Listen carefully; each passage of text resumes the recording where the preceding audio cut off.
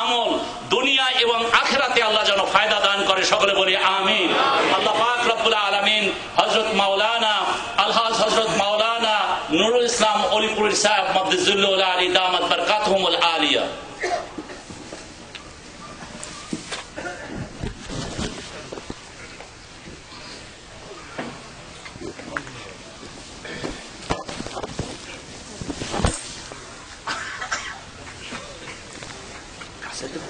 কাছে নাই নামাই দেন, মানুষের দেখতে ডিস্টার্ব হয়।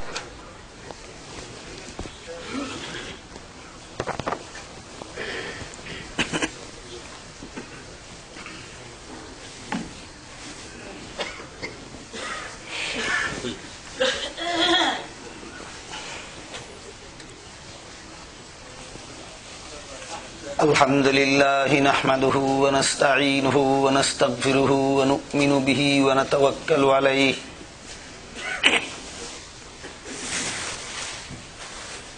ونعوذ بالله من شرور أنفسنا ومن سيئات أعمالنا من يهده الله فلا مضل له ومن يضلله فلا هادي له ونشهد أن لا إله إلا الله وحده لا شريك له ونشهد أن سيدنا ونبينا ومولانا محمدا عبده ورسوله صلى الله تعالى عليه وعلى آله وأصحابه وبارك وسلم أما بعد فأعوذ بالله من الشيطان الرجيم بسم الله الرحمن الرحيم وهل أتاك حديث موسى بارك الله لنا ولكم في القرآن العظيم ونفعنا وإياكم بالآيات والذكر الحكيم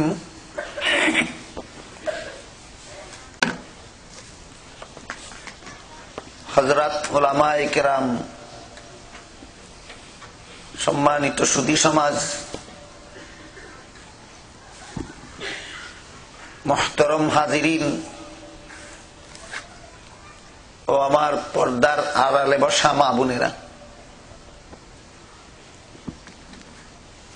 আল্লাহ পাক রব্বুল আলামিনের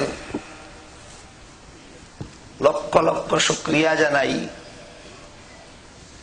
তিনি আপনাদেরকে সুমতি দিয়েছেন এবং তৌফিক দিয়েছেন এই শহরের বিভিন্ন সেন্টারে, মসজিদে, হলে একাধারে 15 দিন পর্যন্ত আপনারা পবিত্র কোরআনের তাফসীরের আয়োজন করেছেন। সেই জন্য আল্লাহর লাখো শুকরিয়া। সাথে সাথে আপনাদের কৃতজ্ঞতা জানাই, আপনারা আমার মতো গুনাহগারকে কেন্দ্র করে এই মুবারক তাফসীরুল কোরআন সমাবেশগুলির ব্যবস্থা করেছেন। এর বিনিময়ে আল্লাহ আপনাদেরকে কোরআনের পরিপূর্ণ হেদায়েত দান করুন। ধারাবাহিকভাবে একাধারে 15 দিন যাবৎ এই তাফসীর চলছে। আজকে 15তম দিন এবং আপনাদের আয়োজিত প্রোগ্রামগুলির আজকেই শেষ দিন। বিগত তারিখে সেই ধারাবাহিকতা রক্ষা করে সূরা তাহার 9 নম্বর আয়াত তিলাওয়াত করা হয়েছিল। এই আয়াতের ভিত্তিতে এই আয়াতের মোটামুটি তাফসীর পেশ করে শেষ করা হয়নি। তাই আজকেও আপনাদের খেদমতে আমি সূরায়ে তাহার 9 নম্বর আয়াত তিলাওয়াত করেছি। প্রথম আয়াত থেকে ধারাবাহিকভাবে 8 নম্বর আয়াত পর্যন্ত এই আয়াতগুলির ধারাবাহিক তাফসীর বিগত দিনগুলিতে পেশ করা হয়েছে। যারা সবগুলি প্রোগ্রামে নিয়মিত ছিলেন না, তাদের মনে প্রশ্ন জাগতে পারে যে একে একে 8টা আয়াতের তাফসীর চলে গেল, আমরা নিয়মিত ছিলাম না, জানি না ওইগুলি বাদ দিয়া 9 নম্বর আয়াত কতটুকু বুঝবো। এই প্রশ্ন যাদের মনে আসতে পারে তাদের সান্ত্বনার জন্য বলি, বিগত 9টি আয়াতে বিভিন্ন প্রসঙ্গক্রমে এই কথাটাই বোঝানো হয়েছে যে হে রাসূল করিম সাল্লাল্লাহু আলাইহি ওয়াসাল্লাম,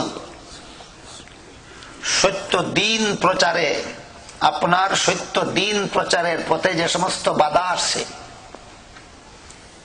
বিরুদ্ধবাদীরা আপনার বিরুদ্ধে যত দুশ্মনী করছে,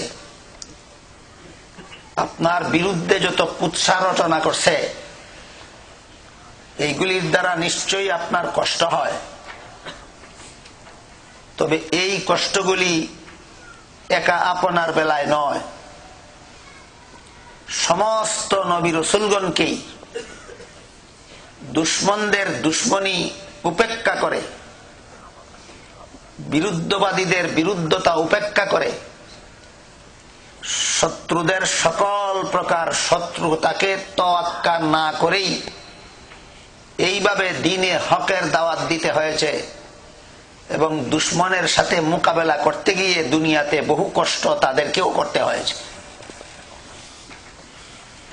এ মর্মে আল্লাহ আমাদের নবীকে সান্ত্বনা দিয়ে পূর্ববর্তী নবীগণকেও যে দাওয়াতের কাজে কষ্ট করতে হয়েছে এবং শত্রুদের বহুমুখী নির্যাতনের শিকার হতে হয়েছে, এ প্রসঙ্গে আল্লাহ এই সূরার ভিতরে, সূরা তাহার ভিতরে বিশেষভাবে হযরত মূসা আলাইহিস সালাম দ্বীনে হকের দাওয়াত দিতে গিয়ে শত্রুদের হাতে কি পরিমাণ কষ্ট সহ্য করতে হয়েছে তার বিস্তারিত বিবরণ তুলে ধরেছেন। এই বিবরণের শুরুতেই আল্লাহ বলেন সূরা তাহার 9 নম্বর আয়াতে, ওয়াহাল আতাকা হাদিসু মূসা, অর্থাৎ আপনি কি মূসা আলাইহিস সালামের কথা জানেন। আরবি ভাষার এটা একটা বাচন ভঙ্গি, বাংলাতেও আছে। কাউকে কোনো কথা গুরুত্বপূর্ণ ভাবে বুঝাবার জন্য সেই বিষয়ে আগে তাকে প্রশ্ন করা হয়। প্রশ্নকারী নিজেও জানেন যে এই প্রশ্নের জবাব সে জানে না, প্রশ্নকারী জানেন এই প্রশ্নের জবাব সে জানে না, তারপরে প্রশ্ন করেন কেন? তার বিশেষ দৃষ্টি আকর্ষণের জন্য।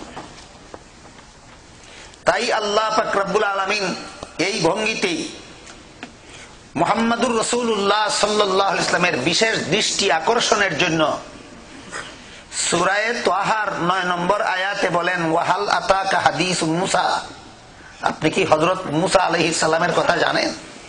অর্থাৎ আপনি তো জানেন না, গুরুত্বপূর্ণভাবে মনোযোগ দিন। আমি আপনার সামনে পেশ করছি হযরত মূসা আলাইহিস সালাম দ্বীনে হকের দাওয়াত দিতে গিয়ে কি পরিমাণ নির্যাতিত হয়েছেন শত্রুদের হাতে, সেই বিবরণ আমি আপনার সামনে তুলে ধরছি। এই বিবরণ দানের এক পর্যায়ে এই সূরার ভিতরে এক আয়াতে আল্লাহ বলেন, ওয়াফাতান্নাকা ফুতুনা, এইভাবে আমি আপনাদেরকে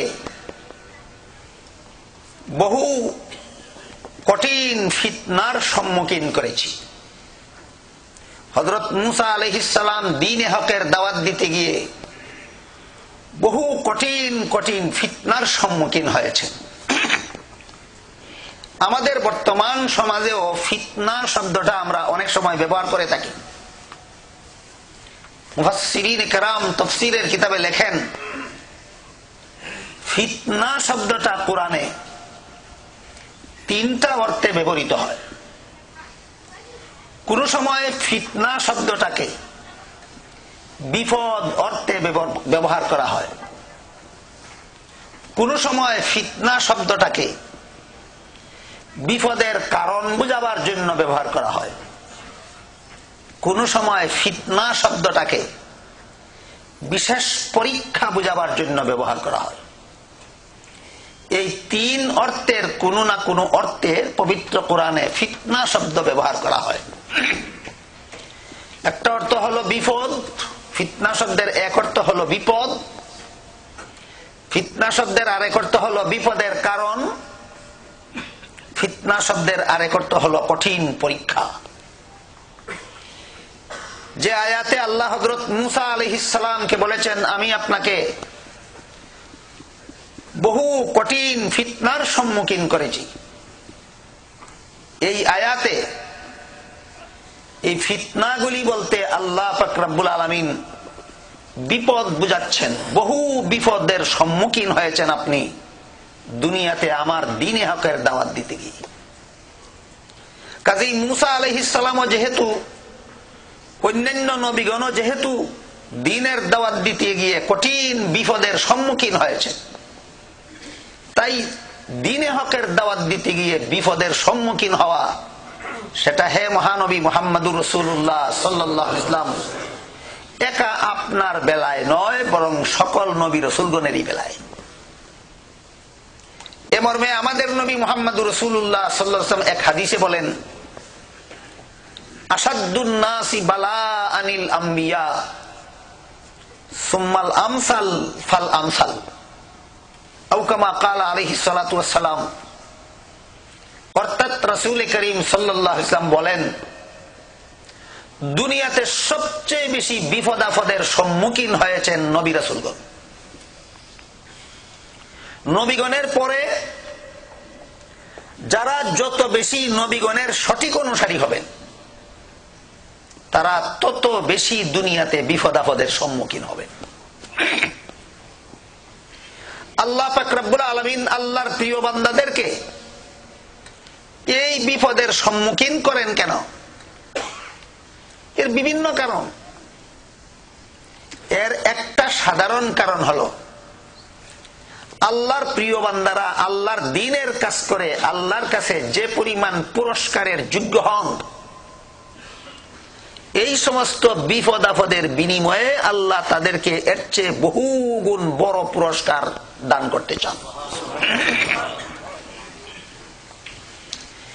এই জন্য দুনিয়াতে আল্লাহওয়ালাদের বিপদ আপদ এইগুলি আসলে বিপদ নয়, বরং এইগুলি তাদের জন্য মঙ্গল। হাদিস শরীফে হযরত রাসূল করিম সাল্লাল্লাহু আলাইহি ওয়াসাল্লাম সাধারণ মুমিন মুসলমান সম্পর্কেও বলেছেন যে কোন একজন মুমিন মুসলমানের পায়ে যদি একটা কাঁটা ফুটে,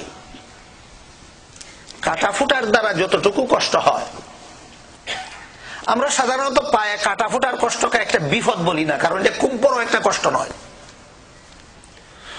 খুব বড় কষ্টকে বিপদ বলা হয়, কাঁটা ফুটার কষ্ট এত বড় কষ্ট নয় যেটাকে বিপদ বলা যায়। এই জন্য আল্লাহ রসুল এত তুচ্ছ একটা কষ্টের দ্বারা উদাহরণ দিয়েছেন। রসুল বলেন, কোন মুমিন বান্দার পায়ে যদি একটা কাঁটা ফুটে, এই কাঁটা ফুটার দ্বারা তার যে পরিমাণ কষ্ট হয়, এর বিনিময়েও যদি আল্লাহর কাছে তার কোনো গুনাহ থাকে, তাহলে আল্লাহ তার গুনাহ মাফ করেন। আর কাঁটা ফুটার মুহূর্তে যদি তার কোনো গুনাহ না থাকে, এই সামান্য কষ্টের বিনিময়েও আল্লাহ পাক রব্বুল আলামিন তার মর্যাদা বড় করে দেন। তার বন্দেগীর দ্বারা যে পুরস্কারের যোগ্য হয়েছিল, এর চেয়ে বড় পুরস্কারের যোগ্য করে দেন।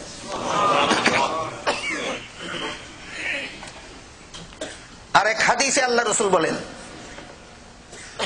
কোন মুমিন বান্দা যদি তার একটা দরকারি জিনিস একটা পকেটে রাখে,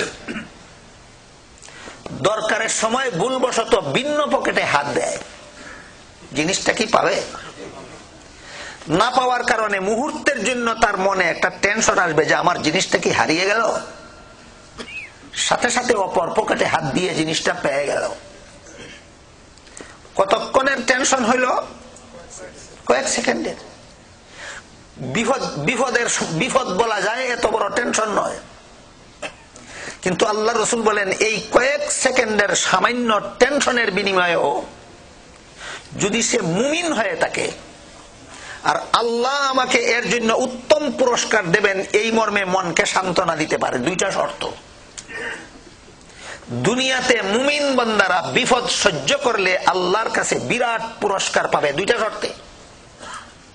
একটা শর্ত হলো তার মুমিন হতে হবে, আর একটা শর্ত হলো এর বিনিময়ে আল্লাহর কাছে আমি বিশাল পুরস্কার পাবো, এমনকে এ মর্মে মনকে সান্ত্বনা দিতে হবে। এই দুটো মর্মই আল্লাহ রসুল বিভিন্ন হাদিসে তার ভাষায় বুঝিয়েছেন ঈমানান ও ইহতিসাবান। তার যদি ঈমান থাকে এবং এর বিনিময়ে আমি আল্লাহর কাছে বিরাট পুরস্কার পাবো, এ মর্মে যদি মনকে সান্ত্বনা দিতে পারে, এক পকেটের জিনিস অন্য পকেটে রাখার পরে ভিন্ন পকেটে হাত দিয়ে না পাওয়ার কারণে যত সামান্য টেনশন তার হয়েছে, আল্লাহ রসুল বলেন এর বিনিময়ে আল্লাহ হয়তো তার গুনাহ মাফ করেন, আর না হয় তার মর্যাদা বাড়াইয়া দেন। এই কথাগুলি বুঝলে এবার ওই হাদিসের মর্মটা বোঝা সহজ হয়। যে হাদিসে রসুল বলেন আসাদুন নাসি বালাআনিল আম্বিয়া ও সুম্মাল আমসাল ফাল আমসাল। দুনিয়াতে সবচেয়ে বেশি বেশি বিপদের সম্মুখীন হয়েছেন নবীগণ। নবীগণের পরে তাদের অনুসরণে যারা যত বেশি অগ্রসর হবে তারা তত বিপদের সম্মুখীন হবে। এবার আশা করি আপনারা বুঝতে পেরেছেন আল্লাহর প্রিয় বান্দারা দুনিয়াতে এভাবে বিপদের সম্মুখীন হন কেন। তাই আল্লাহ পাক রব্বুল আলামিন হযরত মুসা আলাইহিস সালামকে বলেন ওয়াফাতান্নাকা ফুতুনা, আমি আপনাকে দুনিয়াতে বহু কঠিন ফিতনা সমূহের সম্মুখীন করেছি। এবার দয়া করে বলবেন কি এখানে ফিতনা বলতে কি বোঝানো হয়েছে? বিপদ। এই ফাতান্নাকা ফুতুনা, এই ফুতুনা শব্দের দীর্ঘ তাফসীর আছে। এক হাদিসে উল্লেখ আছে হযরত সাঈদ ইবনে জুবাইর রাদিয়াল্লাহু তাআলা আনহু, রাইসুল মুফাসসিরিন হযরত আব্দুল্লাহ ইবনে আব্বাস রাদিয়াল্লাহু তাআলা আনহুকে এই ফাতান্নাকা ফুতুনা এই সেন্টেন্সটার ব্যাখ্যা জিজ্ঞাসা করেছিলেন, তাফসীর জিজ্ঞাসা করেছিলেন। তারা দুজন সাহাবী, সাঈদ ইবনে জুবাইর রাদিয়াল্লাহু তাআলা আনহু ইনিও একজন সাহাবী, হযরত আব্দুল্লাহ ইবনে আব্বাস রাদিয়াল্লাহু আনহু ইনিও একজন সাহাবী। আব্দুল্লাহ ইবনে আব্বাস রাদিয়াল্লাহু আনহুর দুটো পরিচয় আমাদের ভালো রকম স্মরণ রাখলে ভালো হবে। একটা হলো তিনি মুহাম্মদুর রাসূলুল্লাহ সাল্লাল্লাহু আলাইহি ওয়াসাল্লামের আপন চাচাতো ভাই। আব্দুল্লাহ ইবনে আব্বাসের একটা পরিচয় হলো তিনি রাসূলের আপন চাচাতো ভাই। আরেকটা পরিচয় উনার, তিনি মুহাম্মদুর রাসূলুল্লাহ সাল্লাল্লাহু আলাইহি ওয়াসাল্লামের সমস্ত উম্মতের মধ্যে সর্বশ্রেষ্ঠ মুফাসসিরে কুরআন। মুহাম্মদুর রাসূলুল্লাহর সমস্ত উম্মতের মধ্যে সর্বশ্রেষ্ঠ মুফাসসিরে কুরআন। সাহাবায়ে কেরাম কোরআনের তাফসীর সরাসরি মুহাম্মদুর রাসূলুল্লাহ সাল্লাল্লাহু আলাইহি ওয়াসাল্লামের কাছ থেকে শিখেছেন। মুহাম্মদুর রাসূলুল্লাহ সাল্লাল্লাহু আলাইহি ওয়াসাল্লাম 30 পারা কোরআনের তাফসীর সরাসরি আল্লাহ পাক রব্বুল আলামিনের কাছ থেকে শিখেছেন। এ মর্মে আল্লাহ পাক রব্বুল আলামিন এক আয়াতে বলেন লা তুহাররিক বিহি লিসানাকা লিতাজালা বিহি ইন্না আলাইনা জামআহু ওয়া কুরআনাহু ফাইযা ক্বারানাহু ফাত্তাবি' কুরআনাহু সুম্মা ইন্না আলাইনা বায়ানা। অর্থাৎ হে রাসূল করিম সাল্লাল্লাহু আলাইহি ওয়াসাল্লাম, আমি যখন আপনার কাছে কোরআন নাজিল করতে থাকি তখন আপনি তাড়াহুড়া করে তাৎক্ষণিকভাবে জপতে থাকবেন না। রাসূল প্রথম এমনটা করতেন। একদিকে আল্লাহ কোরআন নাজিল করতে থাকতেন, অপরদিকে রাসূল তাড়াহুড়া করে তা জপতে থাকতেন। কারণ রাসূলের উদ্দেশ্য ছিল যে নাজিল করতে করতে যদি আমি মুখস্থ করে শেষ করতে না পারি তাহলে কোরআনের যে শব্দগুলি আমার মুখস্থ করার বাকি থাকবে সেই শব্দগুলি আমার উম্মত পাবে কোথায়? বলেন তো কেমন অসৎ উদ্দেশ্যে আল্লাহ রসুল তাড়াহুড়া করে জপতে থাকতেন? খুব সৎ উদ্দেশ্যে, বহুত বড় সৎ উদ্দেশ্যে রসুল এটা করতেন। আল্লাহ বাধা দিয়া বলেন লা তুহাররিক বিহি লিসানাকা লিতাজালা বিহি। সরি, আমার গলা একটু অসুবিধা আছে, সাউন্ড নষ্ট হয়ে যায় কিছুক্ষণ কথা বললে। ফাঁকে ফাঁকে একটু গরম চাপান করলে গলাটা ক্লিয়ার হয়, কিন্তু দেখতে এটা বেশ সুন্দর দেখায়। এই জন্য আমি আপনাদের কাছে আশা করি ক্ষমা সুন্দর দৃষ্টিতে দেখবেন।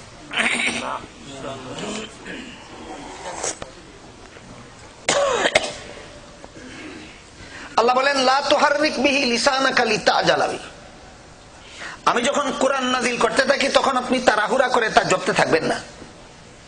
আপনার আশঙ্কা হয় মনে নি না তাকে। আল্লাহ বলেন আমি নিজ দায়িত্বে আপনার কাছে কোরআন নাজিল করি, আমার নিজ দায়িত্বে আপনাকে কোরআন স্মরণ রাখাইয়া দেব। সুতরাং আপনার জপার দরকার নাই, শুধু ইযা কারানাহু ফাত্তাবি কুরআনাহ। আমি যখন আপনার কাছে কোরআন নাজিল করি তখন আপনি গভীর মনোযোগে শুধু লক্ষ্য করবেন। তারপর বলেন সুম্মা ইন্না আলাইনা বায়ানা। অতঃপর যেভাবে আমি আল্লাহ নিজ দায়িত্বে আপনার কাছে কোরআন নাজিল করি, যেভাবে আমি আল্লাহ নিজ দায়িত্বে আপনাকে কোরআন স্মরণ রাখাইয়া দেব, ঠিক তেমনি ভাবে আমি আল্লাহ নিজ দায়িত্বে আমি আপনাকে কোরআনের ব্যাখ্যা শিক্ষা দেব। এই আয়াত পরিষ্কার হয়ে গেল এই আয়াতের দ্বারা যে মুহাম্মাদুর রাসূলুল্লাহ সাল্লাল্লাহু আলাইহি ওয়াসাল্লামকে আল কোরআনের ব্যাখ্যা স্বয়ং আল্লাহ শিক্ষা দিয়েছেন। আমাদের লক্ষ্য করার ব্যাপার হলো নবী আরবি, নবীর মাতৃভাষা আরবি। নবীর কাছে কোরআন নাজিল হইল যে কোরআন নাজিল হইল যে ভাষায়, সেই ভাষাও আরবি। আরবি নবীর কাছে, আরবি ভাষাভাষী নবীর কাছে আরবি ভাষায় নাজিলকৃত কোরআনের ব্যাখ্যা যদি আল্লাহর শিক্ষা দিতে হয়, তাহলে যাদের মাতৃভাষা আরবি নয় তারাও কি কোনো উস্তাদের কাছে তাফসীর না শিখে নিজেই মুফাসসির হয়ে যেতে পারে? এই ব্যাপারে আমাদের অনেকের কাছে সুস্পষ্ট কোনো ধারণা নাই। কেউ কেউ মনে করেন আজকাল কোরআনের ট্রান্সলেশনের অভাব নাই, বাংলা ভাষায় কোরআনের অনুবাদ কিনতে পাওয়া যায়, উর্দু ভাষায় অনুবাদ, ফার্সি ভাষায় অনুবাদ, ইংলিশে অনুবাদ, বিভিন্ন ভাষায় কোরআনের অনুবাদ কিনতে পাওয়া যায়। আমি তা কিনে নিয়ে ঘরে বসে বসে পড়ে নেব, তারপর আমি নিজেই মুফাসসিরে কোরআন হয়ে যাব। ভুল ধারণা। আল্লাহ রাসূলকে বলেন আপনাকে আমি কোরআনের তাফসীর শিক্ষা দেব। কাজেই যেমন ভাবে দুনিয়ার কোন বিষয় নিজে নিজে পড়ে শিক্ষিত হওয়া যায় না, শিক্ষক লাগে। শিক্ষক ছাড়া দুনিয়ার কোন শিক্ষা কেউ নিজে নিজে গ্রহণ করতে পারে না। ঠিক তেমনি ভাবে কোরআনের শিক্ষক নিজে নিজে হওয়া যায় না, শিক্ষক লাগে। প্রথমে আল্লাহ শিক্ষক হয়ে মুহাম্মদুর রাসূলুল্লাহকে কোরআন শিক্ষা দিয়েছেন। নিজে নিজে কেন কোরআন শিখা যাবে না এর একটা সহজ উদাহরণ শুনেন। আল্লাহ পাক রব্বুল আলামিন পবিত্র কোরআনের সূরা বাকারার এক আয়াতে বলেন ফাকুলু ওয়াশরাবু হাত্তা ইয়াতাবায়্যানা লাকুমুল খাইতুল আবিয়াদু মিনাল খাইতিল আসওয়াদি মিনাল আসওয়াদ। এই পর্যন্ত নাজিল হইল আগের দিন। এতে আল্লাহ বলেন হে রোজাদারেরা, তোমরা এখন থেকে সারা রাত ভর খানা পিনা করতে পারো, যতক্ষণ পর্যন্ত সাদা সুতার থেকে কালো সুতা পৃথক না হয়। হাত্তা ইয়াতাবায়্যানা লাকুম, যতক্ষণ পর্যন্ত তোমাদের জন্য পার্থক্য না হয়, আল খাইতুল আবিয়াদ, সাদা সুতা, মিনাল খাইতিল আসওয়াদ, কালো সুতার থেকে। এই আয়াত নাজিল হওয়ার পর কোন কোন সাহাবী রাত্রে শোয়ার সময় বালিশের এক পাশে সাদা সুতা আর এক পাশে কালো সুতা রাখতেন। যতক্ষণ পর্যন্ত সাদা সুতা এবং কালো সুতার রং পার্থক্য দেখা না যেত ততক্ষণ পর্যন্ত সেহরি খাওয়া যাবে মনে করতেন। কোন কোন সাহাবী সেহরি খাওয়ায় বসে এক পায়ে একটা সাদা সুতা আর এক পায়ে একটা কালো সুতা বেঁধে নিতেন। যতক্ষণ পর্যন্ত সাদা সুতা এবং কালো সুতার রং পৃথকভাবে ধরা না পড়ে ততক্ষণ পর্যন্ত খাওয়া যাবে মনে করতেন। পরে যখন রাসূল করিম সাল্লাল্লাহু আলাইহি ওয়াসাল্লামের কাছে এই আয়াত বুঝা নিয়া সাহাবায়ে কেরামের মধ্যে বিভিন্ন রকমের বিভিন্ন জনে বিভিন্ন ভাবে বুঝতেছেন দেখা ধরা পড়লো। তাদের ভাষাও আরবি, কুরআনও নাযিল হইল আরবি ভাষায়। আর তারা মনে করলেন আমাদের নিজেদের ভাষা আরবি, আমরা তো আরবি ভাষা বুঝি, আরবিতে কোরআন নাযিল হয়েছে, যেভাবে বুঝি সেইভাবে আমল করি। অবস্থাটা যখন রাসূলের কাছে ব্যক্ত করা হলো, আল্লাহ পাক রব্বুল আলামিন এর ব্যাখ্যা শিক্ষা দিয়ে রাসূলের কাছে দুইটা শব্দ নাযিল করেছেন, মিনাল ফাজরি। ফাকুলু ওয়াশরাবু হাত্তা ইয়াতাবাজ্জানা লাকুমুল খাইতুল আবিয়াদু মিনাল খাইতিল আসওয়াদ, আগের দিন নাযিল হয়েছে। আর এর অনুবাদ সাহাবায়ে কেরাম যেভাবে বুঝতেছিলেন ওইটা শুধরাইয়া দিয়া পরের দিন দুইটা শব্দ নাযিল হয়েছে, মিনাল ফাজরি। এই মিনাল ফাজরি দুই শব্দের দ্বারা আল্লাহ বুঝাতে চান আগের দিনের আয়াতে আমি সাদা সুতা বলতে যা বুঝিয়েছি তোমরা তা বুঝতে পারোনি, আগের দিনের আয়াতে আমি কালো সুতা বলতে যা বুঝিয়েছি তোমরা তা বুঝতে পারোনি, তোমরা যা বুঝেছ আমি সেই অর্থে এই কথাগুলি বলিনি। আগের দিনের আয়াতে আমি কালো সুতা বলতে ভোর রাতের পূর্বাকাশের ঘন কালো অন্ধকার রং বুঝিয়েছি। আগের দিনের আয়াতে আমি সাদা সুতা বলতে ভোর রাতের পূর্বাকাশের ফর্সা রং অর্থে সাদা সুতা শব্দ ব্যবহার করেছি, আর আকাশের ঘন অন্ধকার কালো রং অর্থ বোঝাবার জন্য কালো সুতা ব্যবহার করেছি। এবার বলেন, বাংলা ভাষাভাষী নিজে নিজে কোরআনের অনুবাদ করে কোরআন বুঝবে দূরের কথা, উর্দু ভাষী ইংরেজি ভাষাভাষী কোরআনের অনুবাদ করে নিজে নিজে কোরআন বুঝবে দূরের কথা। যে নবীর কাছে কোরআন নাযিল হইল নবী ছিলেন আরবি ভাষাভাষী, সাহাবায়ে কেরাম ছিলেন আরবি ভাষাভাষী, তারা নিজেরা আরবি ভাষাভাষী হওয়া সত্ত্বেও, আরবি ভাষায় কোরআন নাযিল হওয়া সত্ত্বেও ব্যাখ্যা আল্লাহ পাক রব্বুল আলামিনকে শিক্ষা দিতে হয়েছে। সুতরাং কোরআন নিজে নিজে বুঝার ব্যাপার নয়, এটা বুঝনেওয়ালাদের কাছ থেকে বুঝে নেওয়ার ব্যাপার।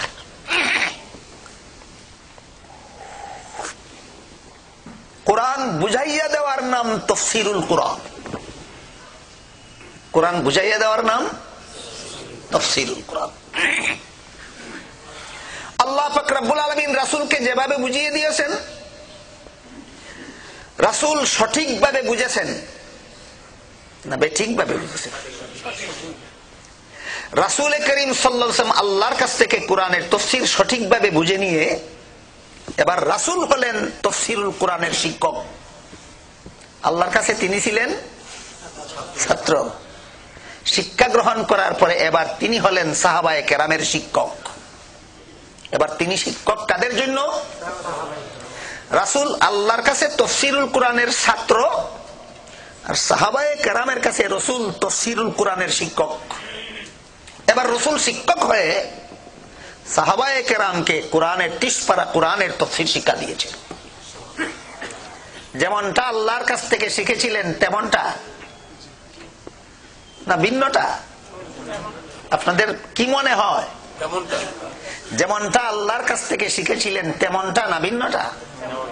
তেমনটা।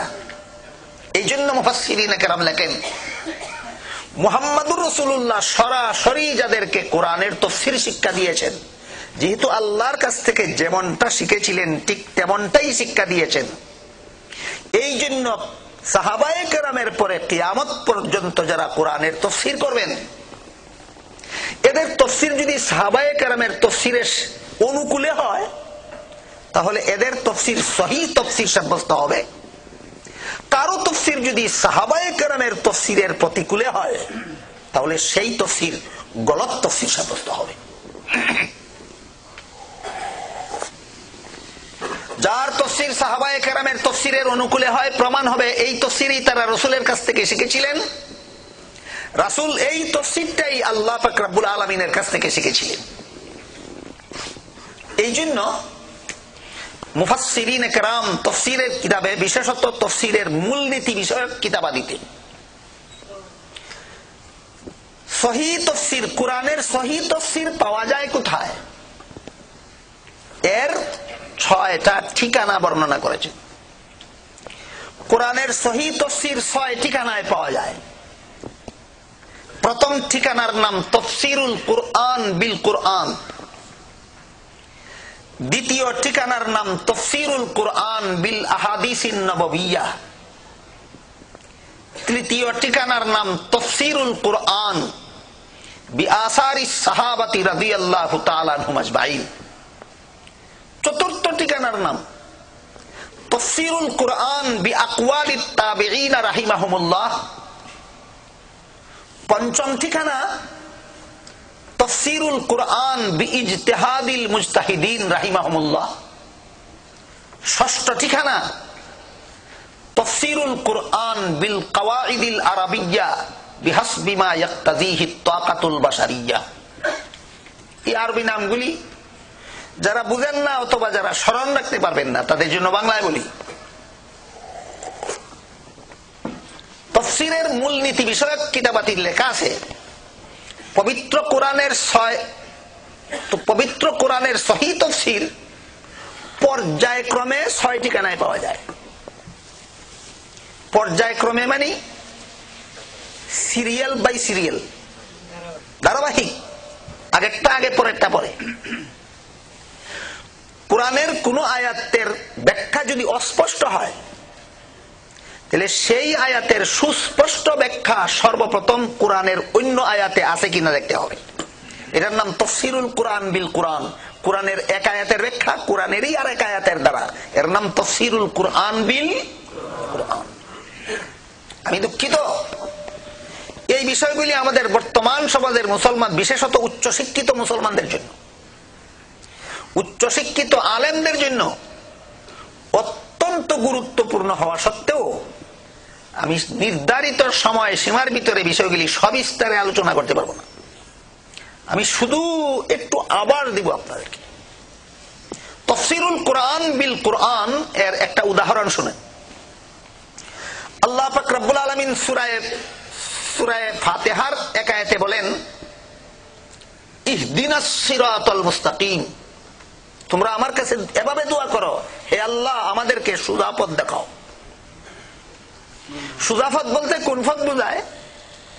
এরপরের আয়াতেই আল্লাহ সোজা পথের ব্যাখ্যা দিয়া বলেন, সিরাতাল্লাযীনা আনআমতা আলাইহিম, হে আল্লাহ তুমি যাদেরকে নিয়ামত দান করেছো তারা যে পথে জীবনযাপন করেছেন তাদের পথ সারা দুনিয়ার সমস্ত মানুষের জন্য জান্নাত পর্যন্ত পৌঁছার সোজা পথ। ইহদিনাস সিরাতাল মুস্তাকিমের মধ্যে আস-সিরাতাল মুস্তাকিম এর অর্থ সোজা পথ, সুস্পষ্টভাবে চিহ্নিত নয়, কিছুটা চিহ্নিত করে দেওয়া হয়েছে কোন আয়াতে? পরেরটাতে, সিরাতাল্লাযীনা আনআমতা আলাইহিম, তোমার নিয়ামত প্রাপ্ত বান্দাদের পথ সারা দুনিয়ার মানুষের জন্য জান্নাতে পৌঁছার সোজা পথ। এবার তোমার নিয়ামত প্রাপ্ত বান্দা বলতে কাদেরকে বোঝায়? এই প্রশ্নের জবাবটা এখানেও অস্পষ্ট, এখানেও অস্পষ্ট। তাই আল্লাহ এটাকে আবার আরেক আয়াতে সুস্পষ্ট করে দিয়ে বলেন, মিনান নাবিয়্যিনা ওয়াস সিদ্দীকিনা ওয়াস শুহাদাই ওয়াস সালিহিন, 4 দল মানুষ আল্লাহর নিয়ামত প্রাপ্ত বান্দা। 1 নম্বর দল হলেন নবীগণ, 2 নম্বর দল হলেন সিদ্দিকগণ, 3 নম্বর দল শহীদগণ, 4 নম্বর দল সালেহগণ। আবার স্পষ্টতা দেখে নবীগণের ডেফিনেশন কি, সিদ্দিকগণের ডেফিনেশন কি, শহীদগণের ডেফিনেশন কি, সালেহগণের ডেফিনেশন কি?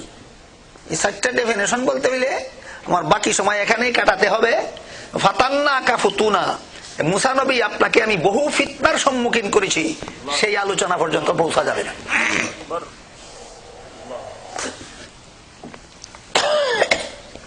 সুস্পষ্ট ডেফিনেশন তাফসীরে লেখা আছে। নবীগণ কাদেরকে বলা হয়, সিদ্দিকগণ কাদেরকে বলা হয়, শহীদগণ কাদেরকে বলা হয়, সালেহগণ কাদেরকে বলা হয়। আমরা শুধু এখানে একটা উদাহরণ স্বরূপ এই আয়াতটা শুনলাম যে সিরাতাল মুস্তাকিমের তাফসীর হলো সিরাতাল লাযিনা আনআমতা আলাইহিম, আর সিরাতাল লাযিনা আনআমতা আলাইহিমের তাফসীর হইল মিনান নাবিয়্যিনা ওয়াস সিদ্দিকিনা ওয়াস শুহাদাই ওয়াস সালিহিন। এই যে সিরাতে মুস্তাকিমের সহি তাফসীর পাইলাম কত নম্বর ঠিকানায়? 1 নম্বর ঠিকানায়। তাফসীরুল কুরআন বিল কুরআন, কুরআনের এক আয়াতে যদি কোনো বিষয় অস্পষ্ট থাকে অনুসন্ধান করো সর্বপ্রথম কুরআনেরই ভিন্ন আয়াতে তার সুস্পষ্ট ব্যাখ্যা পাওয়া যায় কিনা। যদি পাওয়া যায় তবে সেখানে কুরআনের এক আয়াতের তাফসীর হবে কুরআনেরই আর এক আয়াতের দ্বারা। এই ঠিকানাটার নাম তাফসীরুল কুরআন বিল কুরআন। কুরআনের সহি তাফসীর পাওয়া যাওয়ার 2 নম্বর ঠিকানা তাফসীরুল কুরআন বিল আহাদিসিন নববিয়্যা। কুরআনের কোন আয়াতে যদি এমন একটা বিষয় আলোচনা করা হয় যেটা সুস্পষ্ট নয়, অনেক জরুরি এবং অনেক মজার কথা আছে, আমার কাছে বলার টাইম নেই। প্রশ্ন জাগতে পারে আল্লাহ অস্পষ্ট অর্থবোধক কথা কোরআনে বলেন কেন? সুস্পষ্ট ভাবে বলে দিলে আমাদের আর ওইখানে সেইখানে অনুসন্ধান করতে হইতো না। এরকম প্রশ্ন অনেকের মনে জাগে, অনেকে প্রশ্ন করেও ফেলে, আল্লাহ এমনটা করেন কেন? আল্লাহ বলেন তোমাদের উপকারের জন্য করি। এর একটা উদাহরণ শুনে। পৃথিবী এবং পৃথিবীর মানুষের অবস্থা 2 রকম। এক অবস্থা সদা সর্বদা স্থায়ী থাকে, কোনোদিন পরিবর্তন হয় না। আর এক অবস্থা পরিবর্তন হয়। বুঝে থাকলে বলেন পৃথিবী এবং পৃথিবীর মানুষের অবস্থা কত প্রকার? পরিবর্তনীয়, অপরিবর্তনীয়। পৃথিবীর যে অবস্থা অপরিবর্তনীয়, কোনোদিন পরিবর্তন হয় না, সেই অবস্থার বিধান আল্লাহ সুস্পষ্ট ভাষায় কোরআনে বলে দেন, অন্যত্র অনুসন্ধান করতে হয় না। যেমন কিয়ামত পর্যন্ত দুনিয়াতে যতগুলি বৎসর আসবে সবগুলি বৎসরে মাস হবে 12টা। কোন বৎসর জীবনে কোনদিন কিয়ামতের আগ পর্যন্ত 11 মাসে কোনো বৎসর হবে না, 13 মাসে কোনো বৎসর হবে না। তাহলে প্রতিটি বৎসর যে চিরকাল 12 মাসে হবে, এটা অস্থায়ী ব্যবস্থা না স্থায়ী ব্যবস্থা? সুতরাং প্রতিটি বৎসরের ভিতরে একটা মাসের নাম হবে রমজান। অস্থায়ী না স্থায়ী? কোন সময় এমন একটা বৎসর আসবে যে বৎসরের ভিতরে মাস 12টা হলেও রমজান নামে কোনো মাস নাই। আসবে কোনদিন? তাহলে প্রতিটি বৎসর 12 মাসে হবে এবং এর মধ্যে একটা মাসের নাম রমজান হবে। এই ব্যবস্থাটা অস্থায়ী না স্থায়ী? তাই আল্লাহ সুস্পষ্ট বিধান দিয়া বলেন শাহরু রমাদান আল্লাযী উনজিলা ফীহিল কুরআন হুদাল লিন-নাসি ওয়া বায়্যিনাতিম মিনাল হুদা ওয়াল ফুরকান ফামান শাহিদা মিনকুমুশ শাহরা ফালইয়াসুমহু। রমজান মাস যে পাবে তার জন্যই রোজা রাখা ফরজ হবে। কোন মাসে রোজা রাখা ফরজ? সুস্পষ্ট ভাষায় আল্লাহ কোরআনে বলে দিয়েছেন রমজান। কেন? এটা স্থায়ী নিয়ম, কোনো পরিবর্তন হবে না। সুস্পষ্ট বিধান বলে দিলে কিয়ামত পর্যন্ত বিধান পরিবর্তনের কোনো প্রশ্ন আসবে না। আর কতগুলি অবস্থা আছে অস্থায়ী, পরিবর্তন হয়।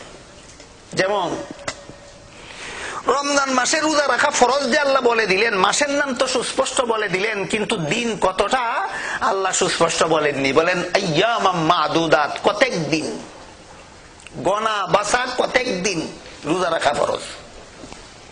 কতক দিন বলতে সুস্পষ্ট কোনো সংখ্যা বুঝায়? কতক দিন বলতে কি সুস্পষ্ট কোনো সংখ্যা বুঝায়? আল্লাহ পরিষ্কার ভাষায় বলে দিতে পারতেন হয়তো 30 আর না হয় 29। কেন বললেন না? আল্লাহ বলেন বললে তোমাদের জন্য বিপদ হবে।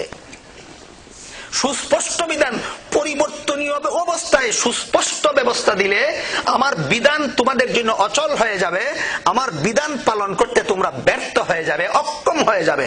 যদি আমি পরিষ্কার ভাষায় বলে দিতাম যে রমজান মাস আসলে মুমিনদের জন্য 30 দিন রোজা রাখা ফরজ হবে, তাহলে যেই বছরই রমজান মাসের 29 তারিখে চাঁদ দেখা সাব্যস্ত হয়, ওই বছরই তোমাদের ঈদের দিন রোজা রাখতে হবে।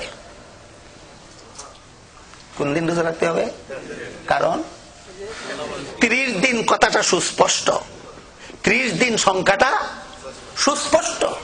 এবার বলুন, রোজার দিনের সংখ্যা সুস্পষ্ট বলাটা আমাদের জন্য সুবিধাজনক ছিল না অস্পষ্ট বলাই সুবিধাজনক হলো? এবার বুঝলেন কিনা আল্লাহ কোরআনের বিভিন্ন বিধান অস্পষ্ট ভাষায় বলেন কেন?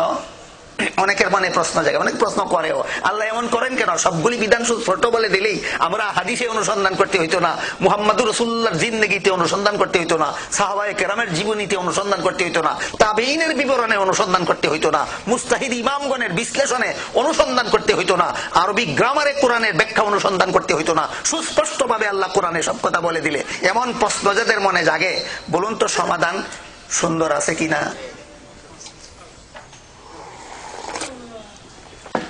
এই জন্য মুফাসসিরিনে কেরাম লেখেন, কোরআনের কোন আয়াতের মর্ম যদি অস্পষ্ট হয়, সেই অস্পষ্ট আয়াতের সুস্পষ্ট ব্যাখ্যা সর্বপ্রথম কোরআনেরই আর এক আয়াতে অনুসন্ধান করো, যদি সেখানে পেয়ে যাও যথেষ্ট।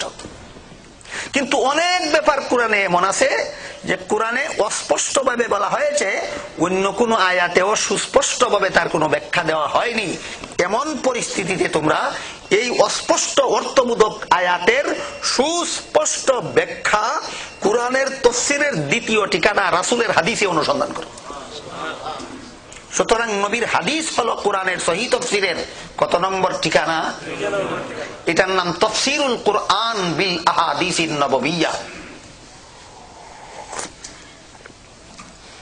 রাসূলের হাদিস কি, কাকে বলে, কত প্রকার, কি কি, কোন হাদিসের দ্বারা মুসলমানের জীবনের কোন কথার দলিল হয়?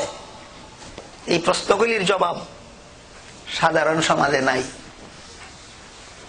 রাসূলের হাদিস সম্পর্কে বিশেষ বিজ্ঞ পারদর্শীরা ছাড়া আর কারো কাছে এই প্রশ্নগুলির কোনো পরিষ্কার জবাব নাই।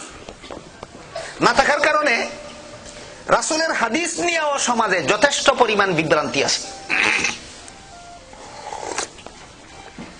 রাসূলের 3টা জিনিসের নাম রাসূলের হাদিস। রাসূলের কতটা জিনিসের নাম রাসূলের হাদিস? 3টে জিনিস। রাসূলের কথা, রাসূলের কাজ, রাসূলের সমর্থন। রাসূলের কথার নাম রাসূলের হাদিস, রাসূলের কাজের নাম রাসূলের হাদিস, রাসূলের সমর্থনের নাম রাসূলের হাদিস। এই 3টা জিনিসকে রাসূলের হাদিস বলা হয়। এর বিভিন্ন প্রকার ভেদ আছে। এক পর্যায়ে রাসূলের সমস্ত হাদিস 3 ভাগে বিভক্ত। একরকম হাদিসের নাম সহিহ, এক প্রকার হাদিসের নাম হাসান, এক প্রকার হাদিসের নাম যঈফ। এক পর্যায়ে রাসূলের সমস্ত হাদিস কত ভাগে বিভক্ত?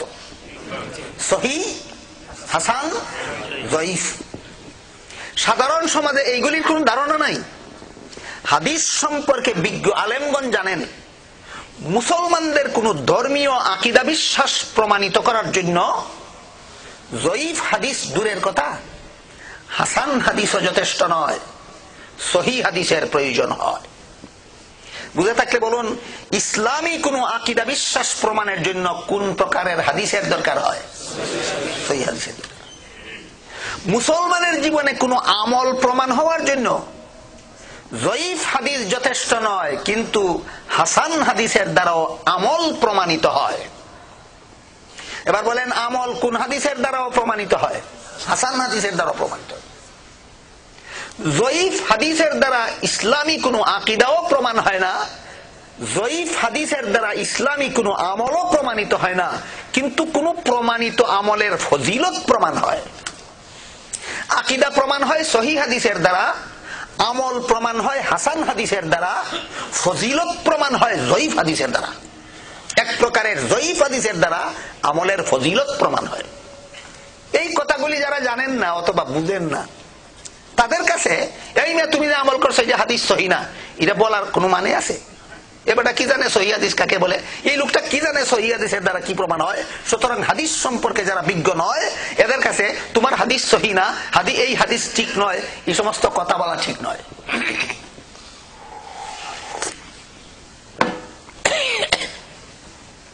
কোরআনের কোন আয়াতের তাফসীর যদি কোরআনের অন্য আয়াতে পাওয়া না যায়, তাহলে কোরআনের সেই আয়াতের সহি তাফসীর অনুসন্ধান করতে হবে কোরআনের সহি তাফসীরের দ্বিতীয় ঠিকানায়। এবার বলুন দ্বিতীয় ঠিকানাটা কি? হাদিস। এটার নাম তাফসীরুল কোরআন বিল আহাদিসিন নববিয়্যা।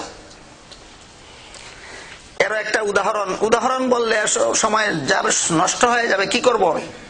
তবুও যতটুকুই সময় নষ্ট হোক, যে কথাটাই বুঝি ভালো রকম বোঝার চেষ্টা করি, এইটা হলে ভালো হয়। কথা যেহেতু শেষ হবেই না, কাজে যাই বুঝি ভালো রকম বুঝি। কোরআনের আয়াতের তাফসীর যে রাসূলের হাদিসের দ্বারা হয়, এর একটা প্রমাণ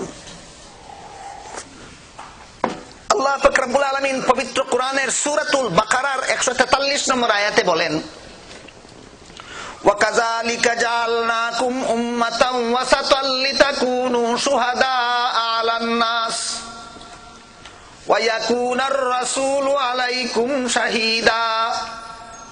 হে মুহাম্মদুর রাসূলুল্লাহ সাল্লাল্লাহু আলাইহি ওয়াসাল্লামের উম্মতেরা, আমি আল্লাহ যেমন ভাবে তোমাদের জন্য শ্রেষ্ঠ কিবলা নির্ধারণ করে দিয়েছি, ঠিক তেমনি ভাবে আমি আল্লাহ তোমাদেরকে সর্বশ্রেষ্ঠ উম্মত সাব্যস্ত করে দিয়েছি। কাজেই তোমাদেরকে আমি সাক্ষী রূপে অবলম্বন করব। লিতাকুনু শুহাদা আলান নাস, পূর্ববর্তী অন্যান্য উম্মতদের ব্যাপারে তোমরা হবে হাসরের মাঠে সাক্ষী, আর তোমাদের সমর্থনের জন্য তোমাদের নবী মুহাম্মদুর রাসূলুল্লাহ হবেন হাসরের মাঠে আমার বিচারের আদালতে, মুহাম্মদুর রাসূলুল্লাহ হবেন তোমাদের পক্ষে সাক্ষী। এই যে আল্লাহ কোরআনে বললেন হাসরের মাঠে অন্য উম্মতের ব্যাপারে আমরা হব সাক্ষী, আর আমাদের ব্যাপারে মুহাম্মদুর রাসূলুল্লাহ হবেন সাক্ষী। কোন মামলায়, কোন মুকদ্দমায়? সাক্ষী এবং বিচার তো কোনো মামলার জন্য লাগে। মামলাটা কি? এই মামলা মুকদ্দমার কোন বিবরণ কোরআনের কোন আয়াতে নাই, আছে রাসূলের হাদিসে। সুতরাং সূরাতুল বাকারার 143 নম্বর আয়াতের তাফসীর কোরআনের আয়াতের দ্বারা হবে না রাসূলের হাদিসের দ্বারা হবে? এটার নাম তাফসীরুল কোরআন বিল আহাদিসিন নববিয়্যা, নবীর হাদিসের দ্বারা কোরআনের আয়াতের তাফসীর। সহিহ বুখারী শরীফের হাদিসে উল্লেখ আছে, দ্বিতীয় খণ্ডের কিতাবুত তাফসীর অধ্যায়ে, তাফসীরুল কোরআন অধ্যায়ে উল্লেখ আছে, রাসূল করিম সাল্লাল্লাহু আলাইহি ওয়াসাল্লাম বলেন, হাসরের মাঠে আল্লাহ হযরত নূহ আলাইহিস সালামের বেঈমান উম্মতদেরকে প্রশ্ন করবেন, তোমরা বেঈমান অবস্থায় মরলে কেন? তোমাদেরকে ঈমানের দাওয়াত দেওয়ার জন্য কি কোনো নবী দুনিয়াতে যাননি? বলেন তো কোন নবীর উম্মতকে প্রশ্নটা করা হবে? এরা বলবে মা আতানা মিন নাযীর, বেঈমান হয়ে মরলে জাহান্নামে যেতে হবে, এমন কথা বলার মতো কোন নবী দুনিয়াতে আমাদের জীবনে যাননি। সত্য বললো না মিথ্যা বললো? কেন মিথ্যা বলে? জান বাঁচাবার জন্য। আল্লাহ অন্য আয়াতে বলেন, বালিল ইনসানু আলা নাফসিহি বাসীরাতুন ওয়ালাউ আলকা মাযীরা। পাপিষ্ঠরা হাসরের মাঠে নিজেদের পাপের কথা অস্বীকার করবে, যদিও মনে মনে জানা থাকবে তার কি পাপ করেছিল। তাহলে পাপিষ্ঠরা হাসরের মাঠে নিজেদের পাপের কথা অস্বীকার করবে, ভুলে যাওয়ার কারণে না জেনে শুনেই? আল্লাহ পাক রব্বুল আলামিন তখন নূহ আলাইহিস সালামকে জিজ্ঞেস করবেন, আপনার উম্মতেরা এগুলি কি বলছে? নূহ আলাইহিস সালাম বলবেন, আল্লাহ আপনি জানেন, আমি গিয়েছি তাদেরকে দাওয়াত দিয়েছি একাধারে 950 বছর। নূহ আলাইহিস সালাম 950 বছর দাওয়াত দিয়েছেন। 900 বছরের দাওয়াতে মাত্র 40 জন ঈমান এনেছিল। আল্লাহ নূহ আলাইহিস সালামকে ওহীর মাধ্যমে জানিয়ে দিলেন, এই 40 জন ছাড়া বর্তমান দুনিয়ার আর কোন মানুষ যতদিন পর্যন্ত আপনি দাওয়াত দিতে থাকবেন কেউ কবুল করবে না। আমি আল্লাহ অগ্রিম জানি, ভবিষ্যৎ জানি, এরা কেউ কবুল করবে না। তখন নূহ আলাইহিস সালাম আল্লাহর কাছে দোয়া করলেন, وقال نوح رب لا تذر على الأرض من الكافرين ديارا ইন্নাকা ইনতাযারুহুম ইউদিল্লু ইবাদাকা ওয়ালা ইয়ালিদু ইল্লা ফাজিরান কাফফারা। হে আল্লাহ, আপনি যেহেতু জানেন এদের কেউ ঈমান আনবে না, কাজে এদেরকে আরো দুনিয়াতে বাঁচতে দিলে এরা যাদেরকে জন্ম দিবে তাদেরকেও বেঈমান বানাবে, জাহান্নামী বানাবে। এর চেয়ে বরং এদের নেক্সট জেনারেশনকে জাহান্নাম থেকে রক্ষা করার স্বার্থে এদেরকে দুনিয়ার থেকে উঠাইয়া নিয়ে যান। এদেরকে ধ্বংস করার জন্য দোয়া না এদের ভবিষ্যৎ প্রজন্মকে জাহান্নাম থেকে রক্ষা করার জন্য দোয়া? তাইলে দোয়াটাকে বদদুয়া বলা যায়?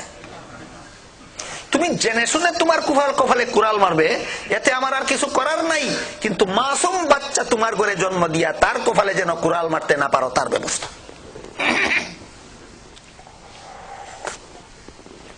আল্লাহ বন্যা দিয়া সব ধ্বংস করে দিল। তাই নূহ আলাইহিস সালাম আল্লাহর কাছে বলবেন, আল্লাহ আপনি জানেন আমি দাওয়াত দিয়েছি, তারা কবুল করে নেই, এরা অস্বীকার করলে আমার কিছু আসে যায় না।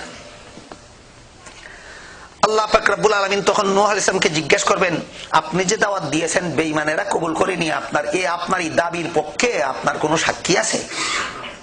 নূহ আলাইহিস সালাম বলবেন, সাক্ষী আছে। বলে কারা? বলে আখিরি জামানার নবী মুহাম্মদ সাল্লাল্লাহু আলাইহি ওয়াসাল্লাম এবং তার সমস্ত উম্মতেরা আমার সাক্ষী।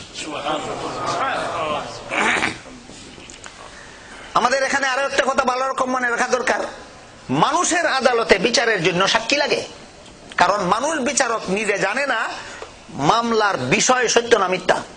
সাক্ষীর জবানবন্দির দ্বারা বিচারক যাচাই করতে চায়, এই জন্য মানুষের আদালতে বিচারের জন্য সাক্ষী লাগে। আল্লাহর আদালতে বিচারের জন্য সাক্ষী লাগে না, আল্লাহ নিজেই জানেন কোন দিন কার দ্বারা কোন ঘটনা কোথায় ঘটেছিল। এই জন্য আল্লাহ কোরআনের বিভিন্ন আয়াতে বারবার বলেছেন ওয়াকাফা বিল্লাহি শাহিদা, ওয়াকাফা বিল্লাহি শাহিদা, সাক্ষী হিসাবে আল্লাহ নিজেই যথেষ্ট, সাক্ষী হিসাবে আল্লাহ নিজেই যথেষ্ট। কিন্তু নূহ আলাইহিস সালামের ঘটনায় আল্লাহ কেন জিজ্ঞেস করবেন আপনার কি কোনো সাক্ষী আছে?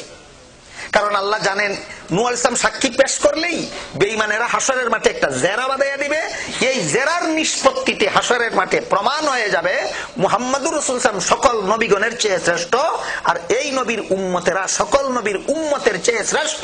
এই বিষয়টা হাসরের মাঠে প্রকাশ করার উদ্দেশ্যে আল্লাহ নূহ নবীর কাছে সাক্ষী তলব করবেন, ঘটনার সত্যতা যাচাইয়ের জন্য নয়।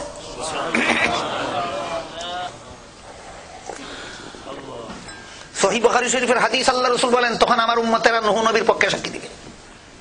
বেঈমানেরা বলবে এদের বিরুদ্ধে আমাদের অনাস্থা আছে। কেন অনাস্থা? বলে আমরা যখন দুনিয়াতে ছিলাম তখন এরা কেউ দুনিয়াতে ছিল না, ঘটনা ক্ষেত্রে উপস্থিত ছিল না, কিছু দেখলো না, এই অন্ধ সাক্ষী আমরা মানি না।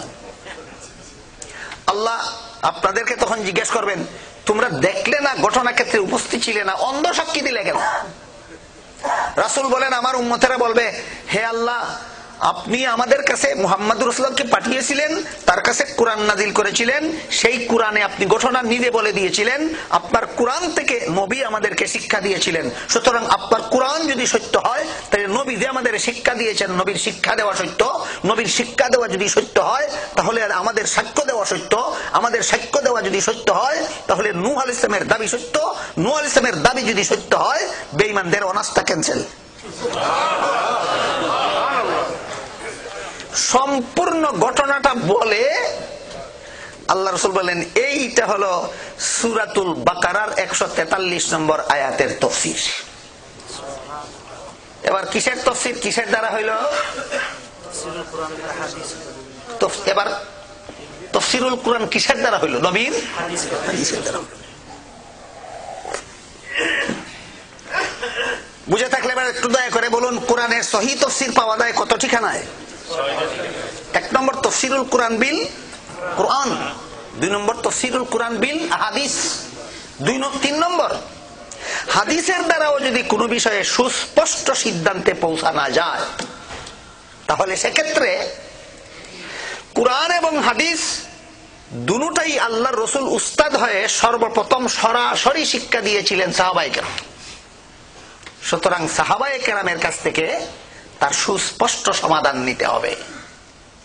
এই জন্য কোরআনের সহিহ তাফসীরের 3 নম্বর ঠিকানা সাহাবায়ে কেরামের জিন্দেগি, সাহাবায়ে কেরামের জিন্দেগি। সাহাবায়ে কেরাম কোন আয়াতের মর্ম কিভাবে শিক্ষা দিয়েছেন, সাহাবায়ে কেরাম কোন হাদিসের ব্যাখ্যা রাসূলের কিভাবে দিয়েছেন, সেখান থেকে কোরআনের সহিহ তাফসীর পাইতে পারো।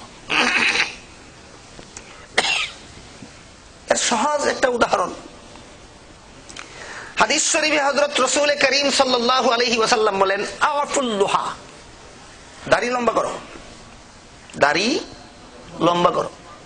1 ইঞ্চি না 2 ইঞ্চি না 3 ইঞ্চি না 5 ইঞ্চি না 1 ফুট না 3 ফুট না আধ হাত না 1 হাত, কোন হাদিসে পাওয়া যায় না।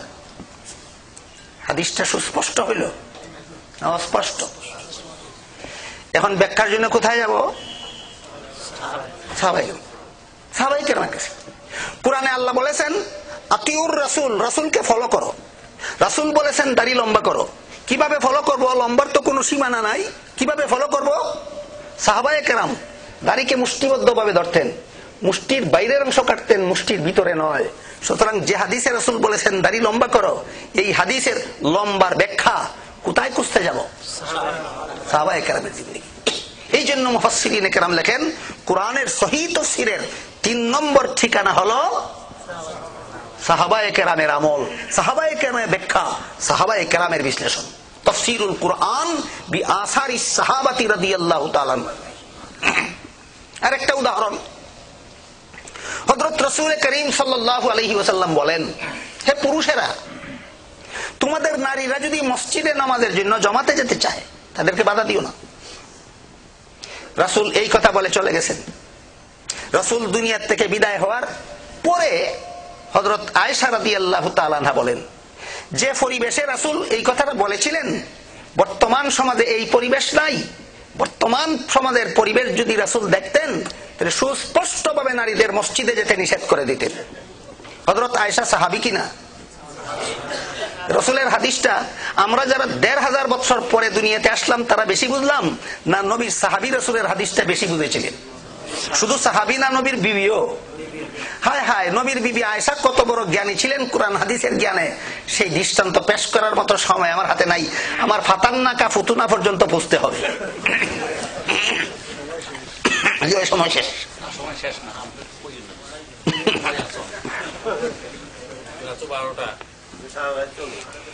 পবিত্র কোরআনের সহিহ তাফসীরের সর্বমোট ঠিকানা কতটা? 1 নম্বর তাফসীরুল কুরআন বিল কুরআন, 2 নম্বর তাফসীরুল কুরআন বিল হাদিস, 3 নম্বর তাফসীরুল কুরআন বিআসারিস সাহাবা, 4 নম্বর তাফসীরুল কুরআন বিআকওয়ালিত তাবিঈন।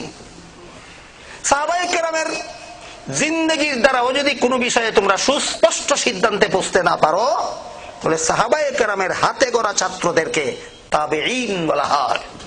সাহাবায়ে কেরামের হাতে গড়া ছাত্রদেরকে তাবেঈন বলা হয়। তাবেঈনদের মধ্যে একজন পৃথিবীর বিখ্যাত তাবেঈ মুহাদ্দিস ছিলেন হযরত ইবনে শাহাব যুহরি রাহমাতুল্লাহ আলাইহি। সহিহ মুসলিম শরীফের হাদিসে উল্লেখ আছে, হযরত ইবনে শাহাব যুহরি রাহমাতুল্লাহ আলাইহি বলেন, ইন্না হাযাল ইলমা দীনুন ফানজুরু আম্মান তাখুযুনা দীনাকুম। ইসলামী শিক্ষা এটাও তোমাদের ধর্ম, ইসলামী শিক্ষাটাও ইসলাম ধর্মের অঙ্গ। আপনারা কি মনে করেন? ইসলামী শিক্ষাটাও ইসলাম ধর্মের অঙ্গ। আমরা যদি যার জন্য যে পরিমাণ ইসলামী শিক্ষার দরকার তিনি যদি সেই পরিমাণ ইসলামী শিক্ষা গ্রহণ করি না তাহলে আমার ধর্মটা কমপ্লিট না ইনকমপ্লিট? এবার বলেন তো আমাদের কার কার ধর্ম আছে কমপ্লিট? বুঝতে হবে খুব ক্লিয়ারলি। আমার ধর্ম শিক্ষাটাও আমার ধর্মের অঙ্গ। ইবনে শাহাব যুহরি সহিহ মুসলিম শরীফের হাদিসে উল্লেখ আছে, বিশিষ্ট মুহাদ্দিস তাবেঈ হযরত ইবনে শাহাব যুহরি রাহমাতুল্লাহি আলাইহি বলেন, ইন্না হাযাল ইলমা দীনুন ফানজুরু আম্মান তাখুযুনা দীনাকুম। এই ইসলামী শিক্ষাটাও তোমার ইসলাম ধর্মের অঙ্গ। সুতরাং এই ইসলাম শিক্ষাটাও যে তোমার ধর্ম, এটা কার কাছে শিখতে গেলে আগে তাকে চিনে নিও। আমরা ইসলাম ধর্ম কার কাছে শিখতে যাব আগে তাকে চিনে নেব কিনা? যে নিজেই সব ইসলামী সমস্যাগুলির সমাধান জানে না তার কাছে গিয়া যদি আমি সমাধান চাই তাহলে তাবির এই ফর্মুলা রক্ষা করলাম না লঙ্ঘন করলাম? যে ব্যক্তি নিজেই নামাজের মশলা জানে না, আমি যদি তার কাছে নামাজের মশলা শিখতে যাই, যে ব্যক্তি নিজেই রোজার মশলা জানে না, আমি যদি তার কাছে রোজার মশলা শিখতে যাই। এই জন্য আমরা যারা মশলা জিজ্ঞাসা করব, আমাদের আল্লাহ বলেন ফাসআলু আহলা যিকরি ইন কুনতুম লা তা'লামুন, তোমরা যেই বিষয়টা জানো না ওটা তার কাছে জিজ্ঞাসা করবে, যিনি জানেন তার কাছে জিজ্ঞাসা করবে। কাজে আমরা যারা জানি না, জানার জন্য যদি জিজ্ঞাসা করি, যারা জানেন তাদের কাছে জিজ্ঞাসা করতে হবে। আর আমরা যারা জানি না, আমাদের কাছে কেউ যদি জিজ্ঞাসা করে, আমি বলবো ভাই আমি এটা জানি না, অমুক জানেন, অথবা যিনি জানেন তার কাছে যাও। জিজ্ঞাসা করারও নিয়ম আছে, জবাব দেওয়ারও নিয়ম আছে। আমাদের সমাজে অনেক ক্ষেত্রে জিজ্ঞাসা করার বেলা যার কাছে জিজ্ঞাসা করতেছি সে জানে কিনা সেই খবর না নিয়েই জিজ্ঞাসা করতে যাই। আর আমরা অনেক সময় ফতুয়া দেওয়ার সময়ও আমি নিজেই ফতুয়া শিখি নাই, ফতুয়া দিয়া ফেলি।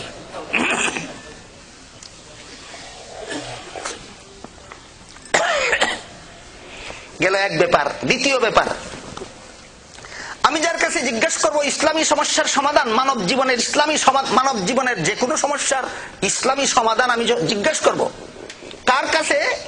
ইবনে শিহাব জুহরি বিশিষ্ট তাবেঈ মুহাদ্দিস বলেন, যিনি ইসলামী জ্ঞানে পারদর্শী এবং জ্ঞান অনুপাতে যার জ্ঞানে এবং আমলে মিল আছে, জ্ঞানে এবং আমলে যার মিল আছে, তার কাছ থেকে তুমি ইসলামী জ্ঞান শিখো। ইসলাম ধর্ম যা, যিনি ধার্মিকের কাছ থেকে ধর্ম শিখো। ইসলামী শিক্ষায় শিক্ষিতদের কাছ থেকে ইসলামী শিক্ষা গ্রহণ করো। এই কথাটা আমরা হয়তো অনেকে বেখিয়ালে এই কথাটা গুরুত্ব না দিয়া আমরা ইসলামী শিক্ষা মেশিনের কাছে গ্রহণ করতে যাই, যন্ত্রের কাছে, ইন্টারনেটের কাছে, টেলিভিশনের কাছে, কম্পিউটারের কাছে ইসলামিক জ্ঞান শিখতে যাই। ফানজুরু আম্মা তাখুযুনাকুম বলেননি রাসূল, আম্মান তাখুযুনাকুম বলেছেন। যে বস্তুর কাছ থেকে তুমি ইসলাম শিখবে সেই বস্তুটা দেখে নাও বলেননি, যে ব্যক্তির কাছে তুমি ইসলাম শিখবে সেই ব্যক্তিটাকে দেখে নাও বলেছেন। আম্মা তাখুযুনা দীনাকুম না আম্মান তাখুযুনা দীনাকুম। মা বলতে বস্তু বুঝায়, মান বলতে ব্যক্তি বুঝায়।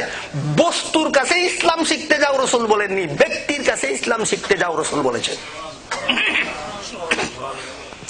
এই ব্যক্তিবাদ দিয়া বস্তুকে যেদিন থেকে মুসলমান নিজের শিক্ষক নিযুক্ত করেছে সেই দিন থেকে মুসলমানের বিভ্রান্তির আর কোন সীমা সংখ্যা বাকি থাকে নাই।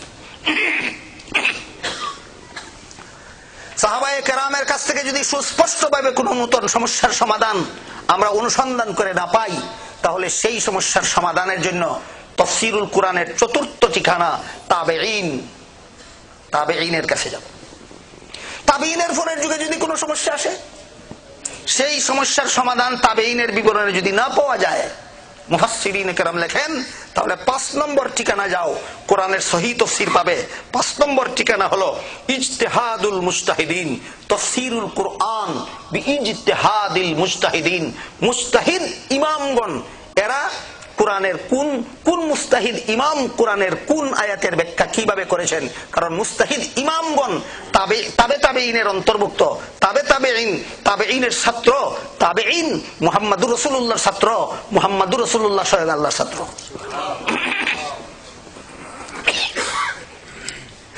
চার মাযহাবের 3 ইমাম পড়েছেন তাবেঈনের মধ্যে, আর 1 ইমাম তাবেঈনের মধ্যে। ইমাম শাফিঈ রাহমাতুল্লাহি আলাইহি, ইমাম মালিক রহমতুল্লাহি আলাইহি, ইমাম আহমদ বিন হাম্বল রহমতুল্লাহি আলাইহি, এরা 3 জন তাবেঈনের অন্তর্ভুক্ত। ইমাম আবু হানিফা রহমতুল্লাহি আলাইহি তাবেঈনের অন্তর্ভুক্ত। এক হাদিসে আল্লাহ রাসূল বলেন,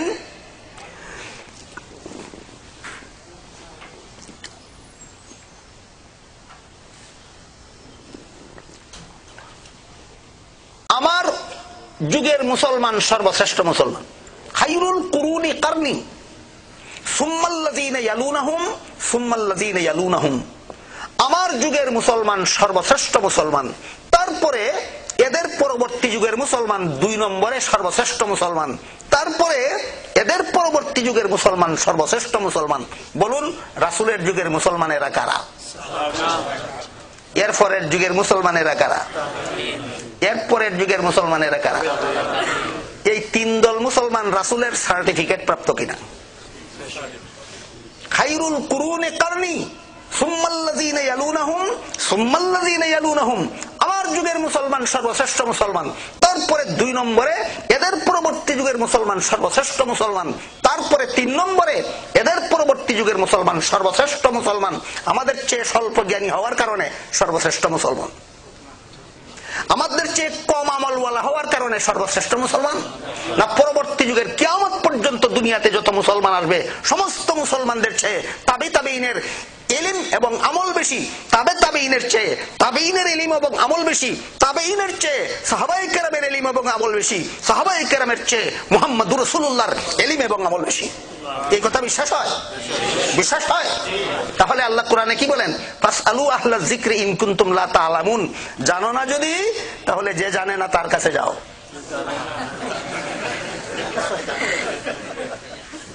এই 3 যুগের মুসলমানেরা ইসলাম আমাদের চেয়ে বেশি জানেন কিনা, বেশি মানেন কিনা?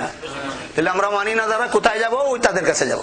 এই জন্য মুফাসসিরিনে কেরাম লেখেন সাহাবায়ে কেরামের দ্বারা যদি কোনো বিষয়ে সুস্পষ্ট মীমাংসা পাও না তাহলে তাবেঈনের কাছে যাও, তাবেঈনের দ্বারা যদি পাও না মুস্তাহিদ ইমামগণের কাছে যাও। 3 মাযহাবের 3 ইমাম তাবেঈন আর এক মাযহাবের 1 ইমাম তাবেঈন।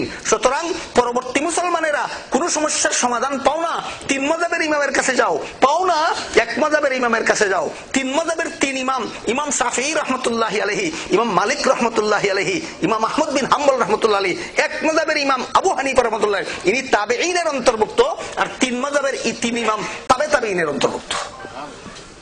এই 4 মাযহাবের 4 ইমাম শ্রেষ্ঠ 3 যুগের অন্তর্ভুক্ত না বহির্ভূত?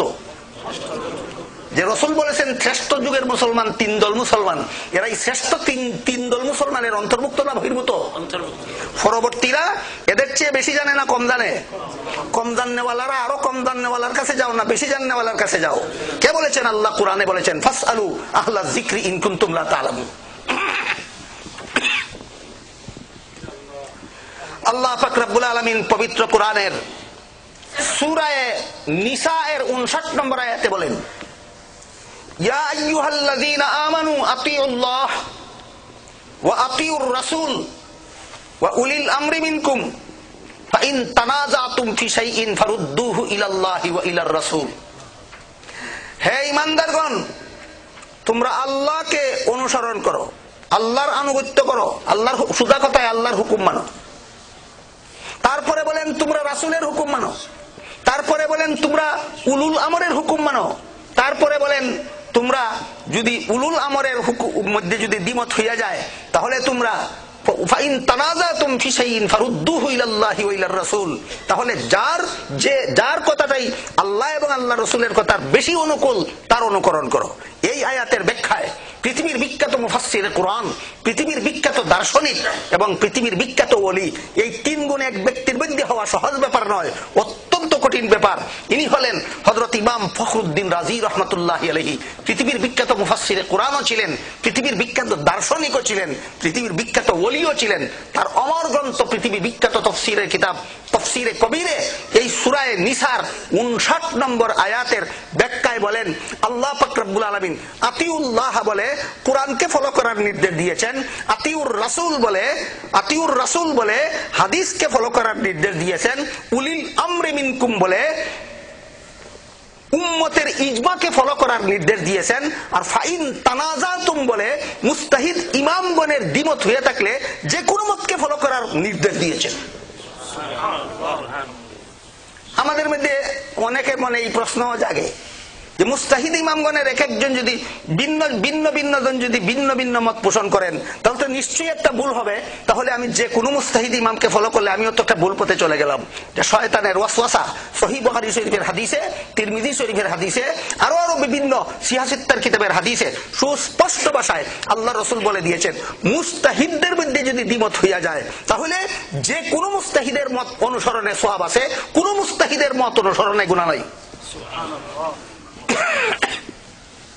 এই জন্য মুফাসসিরিনে কেরাম বলেন প্রথমত কোরআনের তাফসীর, কোরআনের আয়াতে ওই কথাগুলি বুঝলে এখন এই কথাগুলি বুঝতে সহজ হবে। প্রথমত কোরআনের সহিহ তাফসীর, কোরআনের আয়াতে অনুসন্ধান করো, না পাইলে রাসূলের হাদিসে অনুসন্ধান করো, না পাইলে সাহাবায়ে কেরামের জিন্দেগিতে অনুসন্ধান করো, সেখানে না পাইলে তাবেঈনের জিন্দেগিতে অনুসন্ধান করো, তাবেঈনের জিন্দেগিতে না পাইলে মুজতাহিদ ইমামগণের বিশ্লেষণ অনুসন্ধান করো। এবার বলুন, আমাদের 4 মাযহাবের মুস্তাহিদ ইমামগণ রসুলের সার্টিফিকেট প্রাপ্ত 3 যুগের অন্তর্ভুক্ত কিনা? আল্লাহ পাক রব্বুল আলামিন আল্লাহর কোরআনের সূরা নিসার 59 নম্বর আয়াতের তাফসীরের আওতাভুক্ত কিনা?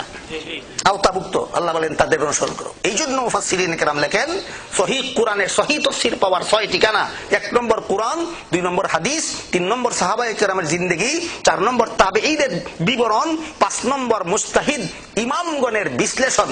তার দ্বারাও যদি সুস্পষ্ট মীমাংসা হয় না, তারপরে তোমরা 6 নম্বরে যাবে আরবি গ্রামার, আরবি ডিকশনারির মাধ্যমে সঠিক সিদ্ধান্তে পৌঁছতে পারো।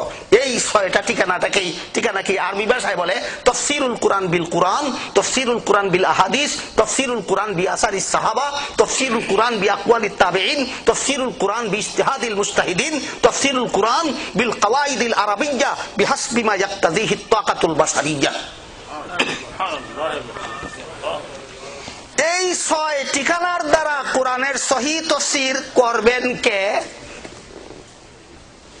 পৃথিবীর বিখ্যাত মুফাসসিরে কোরআন আল্লামা জালালউদ্দিন সুয়ুতী রাহমাতুল্লাহি আলাইহি আল ইতকান ফি উলুমিল কোরআন নামক কিতাবে লিখেছেন, এই 6 ঠিকানার মাধ্যমে কোরআনের সহিহ তাফসীর করবেন ওই আলেম যার মধ্যে 15টা এলেম আছে। কতটা এলেম? 15টা এলেম। এর মধ্যে সর্বপ্রথমটা হইল কোরআনের আরবি গ্রামারের তিনটা অংশ আছে।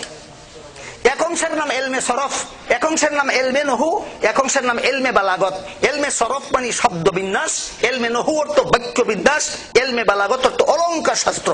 1 নম্বর আরবি গ্রামারের শব্দ বিন্যাস জানা থাকতে হবে তোমার, 2 নম্বরে আরবি গ্রামারের বাক্য বিন্যাস জানা থাকতে হবে তোমার, 3 নম্বরে আরবি গ্রামারের অলংকার শাস্ত্র জানা থাকতে হবে তোমার। 6 ঠিকানার থেকে কোরআনের সহিহ তাফসীর উদ্ধার করবেন যিনি ট্রান্সলেশন দেখে দেখে কোরআনের তরজমা পড়েছেন, নাকি আরবি গ্রামারের 3টা অংশের মধ্যে যার পারদর্শিতা আছে, 3টা অংশের মধ্যে যার পারদর্শিতা। এইভাবে 15টা এলেম যার মধ্যে আছে, তিনি 6 ঠিকানার থেকে কোরআনের সহিহ তাফসীর উদ্ধার করবেন। এর মধ্যে সবগুলি তো সিরিয়াল বাই সিরিয়াল বলার এখন টাইম নাই। 15 নম্বরটা সম্পর্কে বলেন। 15 নম্বর এলেমটার নাম হইল আল ইলমুল লাদুন্নি। এর অর্থ হলো যে 14টা এলেমের দ্বারাও যদি তুমি কোরআনের সহিহ তাফসীর বুঝতে না পারো, তোমার অন্তরটা যদি এমন পবিত্র হয় যে তুমি সকল প্রকার গুনাহ থেকে তুমি বিরত রয়েছ এবং আল্লাহর যাবতীয় বিধিবিধান এবং নবীর যাবতীয় সুন্নত তরিকা তুমি যথারীতি পালন করে চলেছ, তাহলে তোমার আত্মাটা পবিত্র, তুমি আল্লাহর ধ্যানে মগ্ন হও। আল্লাহ পাক রব্বুল আলামিন যেমন ভাবে মুসা আলাইহিস সালামের মায়ের অন্তরে মুসা আলাইহিস সালামকে ফেরাউনের হাত থেকে রক্ষা করার ব্যবস্থা ঢেলে দিয়েছিলেন, তেমনি ভাবে আল্লাহ পাক রব্বুল আলামিন এই অসমাধানকৃত সমস্যার সুস্পষ্ট সমাধান তোমার অন্তরে ঢেলে দিবেন। আল্লাহর ঢেলে দেওয়া সেই জ্ঞানটাকে আল ইলমুল লাদুন্নি বলে। যে 15 নম্বর এইরকম 15টা এলেম যাদের মধ্যে থাকে, এরা কোরআনের 6 ঠিকানার থেকে সহিহ তাফসীর বের করতে পারে। আমরা এখানে যারা আছি, আমাদের কতজনের মধ্যে 15 নম্বরটা আছে? তাহলে আমি নিজে ট্রান্সলেশন পরে পরে মুফাসসিরে কোরআন হতে পারবো? এই 15 ঠিকানার মাধ্যমে, এই 15 এলিমের মাধ্যমে 6 ঠিকানার থেকে যারা কোরআনের তাফসীর করবেন, এদেরকে মুফাসসিরিনে কোরআন বলা হয়। এদের সর্বমোট 3টা ক্লাস আছে। মুফাসসিরদের ক্লাস কতটা? First class, second class, third class. First class, second class, third class.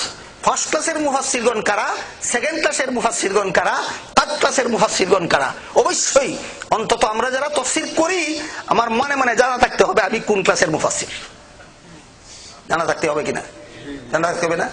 আমরা যারা ছাত্রদেরকে ক্লাসে পড়াই, আমার কি জানা থাকতে হবে না আমি কোন ক্লাসে পড়াবার যোগ্য?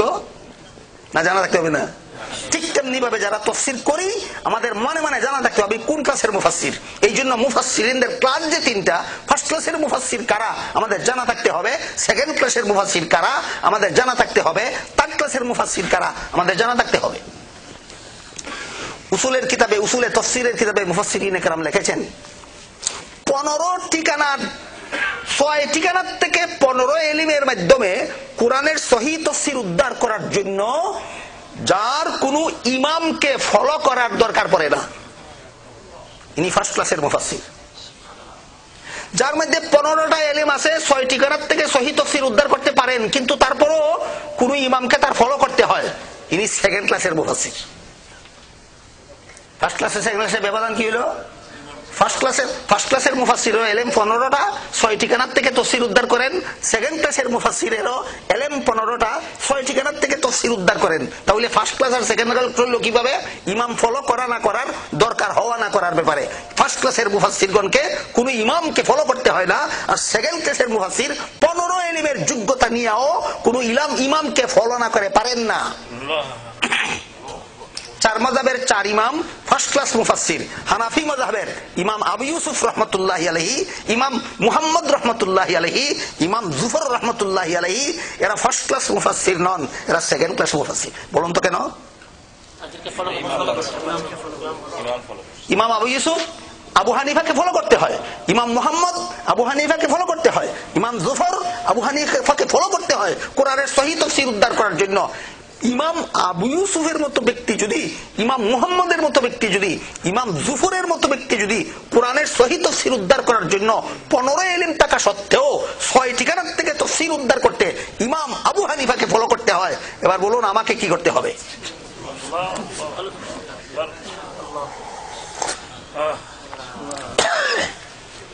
থার্ড ক্লাসের মুফাসসির কাকে বলে? যিনি 15 এলিমের অধিকারী নন, যিনি 15 এলিমের অধিকারী নন। কোরআন মোটামুটি বোঝার জন্য যতটুকু আরবি জানা দরকার ততটুকু আরবি জানেন। আর কোন আয়াতের ব্যাখ্যায় প্রথম শ্রেণীর মুফাসসিরগণ কি বলেছেন, কোন আয়াতের ব্যাখ্যায় দ্বিতীয় শ্রেণীর মুফাসসিরগণ কি লিখেছেন, তা বোঝার যোগ্যতা থাকতে হবে। থার্ড ক্লাস মুফাসসির, থার্ড ক্লাস শব্দটা শুনে মনে করছেন এটা একটা অর্ডিনারি ব্যাপার? থার্ড ক্লাস শব্দটা শুনে মনে করছেন অর্ডিনারি ব্যাপার?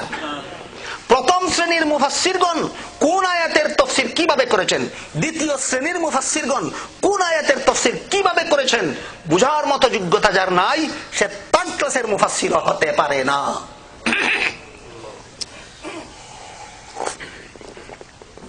থার্ড ক্লাসের মুফাসসিরগণের ডিউটি কি? থার্ড ক্লাসের মুফাসসিরগণের ডিউটি হলো আপনি শুধু 2 দলকে ফলো করবেন, নিজের পক্ষ থেকে কিছু বলবেন না। কোন 2 দল বুঝছেন? আপনি শুধু 2 দলকে ফলো করবেন, নিজের পক্ষ থেকে আলাদা কিছু বলবেন না। তবে নতুন কোন সমস্যা আপনার যুগের মানুষের মধ্যে আসলে ওই 2 দলের বিশ্লেষণ থেকে সমাধান উদ্ধার করে তাদের সামনে পেশ করবেন। 2 দলের কাছ থেকে উদ্ধার করে সমাধান তাদের সামনে পেশ করবেন। সুতরাং থার্ড ক্লাসের মুফাসসিরেরও যোগ্যতা দরকার আছে, থার্ড ক্লাসের মুফাসসিরেরও ডিউটি আছে। এবার আমরা মূল কথার দিকে ফিরে যাই। আল্লাহ পাক রব্বুল আলামিন হযরত মুসা আলাইহিস সালামের বিপদ আপদের বিবরণ দিতে গিয়ে বলেন ফাতান্নাকা ফুতুনা। এই ফাতান্নাকা ফুতুনার তাফসীর কোরআনের কোন আয়াতে নাই, রাসূলের একটা হাদিসে আছে। এই হাদিসটা কি? হাদিসটাকে হাদিসুল ফুতুন বলা হয়, হাদিসুল ফুতুন বলা হয়। 10:30 আজান হয় নাকি?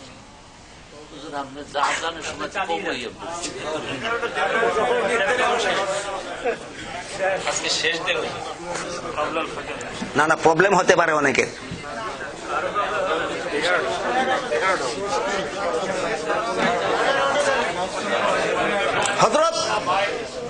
হযরত সাঈদ ইবনে জুবাইর রাদিয়াল্লাহু তাআলা আনহু হযরত আব্দুল্লাহ ইবনে আব্বাস রাদিয়াল্লাহু তাআলা আনহুকে জিজ্ঞেস করলেন, আল্লাহ যে মুসা আলাইহিস সালামকে বলেছিলেন ফাতান্নাকা ফুতুনা, আপনাকে আমি বহু কঠিন বিপদের সম্মুখীন করেছি, মনে আছে কথা? এই কঠিন বিপদের সম্মুখীন করেছি, ফাতান্নাকা ফুতুনা এর ব্যাখ্যা কি? এই ফুতুন ফিতনা শব্দের বহুবচন, আগেই বলেছি।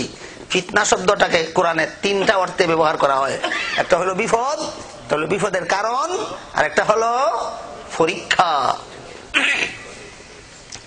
এখানে ফিতনা শব্দটা বিপদ অর্থে ব্যবহার করা হয়েছে। মুসা আলাইহিস সালামকে আল্লাহ জীবনে বহু কঠিন বিপদের সম্মুখীন করেছেন। এই বিপদগুলির ব্যাখ্যা কি? একজন সাহাবী রাসূলের আরেকজন সাহাবীর কাছে জানতে চাইলেন, আর সাহাবায়ে কেরামগুলি কার কাছ থেকে শিখেছিলেন? রাসূলের কাছ থেকে শিখেছিলেন। সুতরাং আমরা সহিহ তাফসীরের গণ্ডির ভিতরে আছি কিনা? আমরা যদি সাহাবীর কাছ থেকে এই আয়াতটার ব্যাখ্যা উদ্ধার করি তবুও সহি তাফসীরের গণ্ডির ভিতরে আসি। আমরা যদি রাসূলের কাছ থেকে এর তাফসীর পাই তবু আমরা সহি তাফসীরের গণ্ডির ভিতরে আসি। আল্লামা জালালউদ্দিন সুয়ুতী রাহমাতুল্লাহি আলাইহি আল ইতকান ফি উলুমিল কুরআন নামক কিতাবে লিখেছেন এই সহি তাফসীর বহির্ভূত যত তাফসীর আছে সবগুলি মন গড়া তাফসীর। তিনি লিখেছেন মন গড়া তাফসীর আবার 5 প্রকার। মন গড়া তাফসীর আবার 1 নম্বর, তাফসীর করার যোগ্যতা অর্জন না করেই যারা তাফসীর করে এদের তাফসীর মন গড়া তাফসীর। তাফসীর করার যোগ্যতা অর্জন না করেই যারা তাফসীর করতে যায় এদের তাফসীর মন গড়া তাফসীর। মন গড়া তাফসীর এটা 5 প্রকারের 1 প্রকার। 5 প্রকারের 1 প্রকার। 2 নম্বর, যোগ্যতা অর্জন করছে, যোগ্যতা অর্জন করে দেখেছে যে কোরআন তাফসীর করার জন্য কিছু নীতিমালা আছে, কিন্তু নীতিমালা অনুপাতে তাফসীর করলে তার স্বার্থ নষ্ট হয়, এই জন্য যোগ্যতা থাকা সত্ত্বেও নীতিমালা লঙ্ঘন করে নিজের স্বার্থের পক্ষে তাফসীর করে। এটা মন গড়া তাফসীরের 2য় প্রকার। আর ওইদিকে গেলে আমার সময় শেষ হয়ে যাবে, মন গড়া তাফসীরেই সহি তাফসীর পর্যন্ত পৌঁছা যাবে না। মন গড়া তাফসীর সম্পর্কে আল্লাহ রাসূলের 2 রকম হাদিস পাওয়া যায়। এক হাদিসে আল্লাহ রাসূল বলেন মান ফাসসারাল কুরআনা বিরাইহি ফালইয়াতাবাওয়া মাকআদাহু মিনান নার। আরেক হাদিসে আল্লাহ রাসূল বলেন মান ফাসসারাল কুরআনা বিরাইহি ফাইন আসাবা ফাকাদ আখতা আও কামা ক্বালা আলাইহিস সালাতু ওয়াস সালাম। মন গড়া তাফসীরের সম্পর্কে রাসূলের 2টা হাদিস। একটা হাদিস ছিল যে ব্যক্তি কোরআনে মন গড়া তাফসীর করে সে জাহান্নামী হওয়ার জন্য আর কোনো পাপ লাগবে না। কোরআনে কেন মন গড়া তাফসীর করলো, এই একটা পাপই সে জাহান্নামী হওয়ার জন্য যথেষ্ট। দ্বিতীয় হাদিসটা হলো যে ব্যক্তি কোরআনে মন গড়া তাফসীর করে সে যদি শুদ্ধ ব্যাখ্যাও করে তবু আল্লাহর কাছে ভুলগণ্য হবে। এটা বড় জটিল। বুঝলাম সে মন গড়াই করলো, কিন্তু শুদ্ধ বললেও আল্লাহর কাছে ভুলগণ্য হবে কেন? এই কথাটা বোঝার জন্য সহজ 2টা উদাহরণ শুনি। এক ব্যক্তি কোরআনের মন গড়া তাফসীর করে, যোগ্যতা বলতে কিছুই নাই, কিন্তু দাবি করে যে আমি ইসলামের অনেক কিছু জানি। এই লোকের কাছে আরেক লোক জিজ্ঞাসা করে, আরে ভাই আমরা যে লাউ খাই এটার কোন দলিল কোরআনে আছে? কয় আছে না। দলিল আছে তো। বলে কি দলিল? কয় আল্লাহ কোরআনে বলেছেন না লাউ কানু ইয়ালামুন।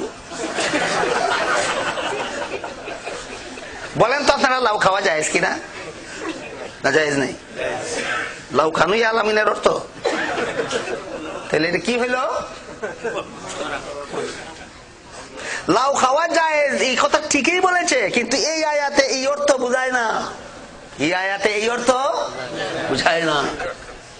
মন গড়া তাফসীরের 3য় প্রকার হইল কোরআনের তাফসীর করে কোরআনকে ফলো করার জন্য নয়, নিজস্ব নিজের মতবাদ মন গড়া ভাবে একটা আগে ধার্য করে নিয়েছে। এই মতবাদটাকে টিকাইয়া রাখার জন্য এখন কোরআনের তাফসীরের আশ্রয়ে গিয়েছে। কোরআন তার কাছে কোরআন আগে না তার নিজস্ব মতবাদ আগে?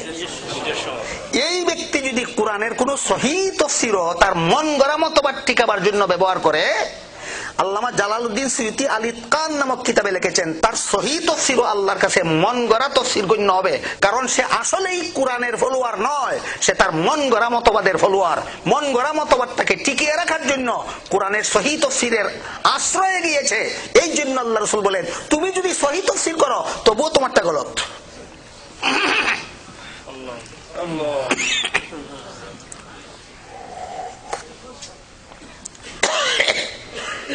ওইদিকে আর না গিয়ে এবার সহিহ তাফসীরের 6 ঠিকানার 3য়টা হইল সাহাবায়ে কেরামের জিন্দেগি কিনা।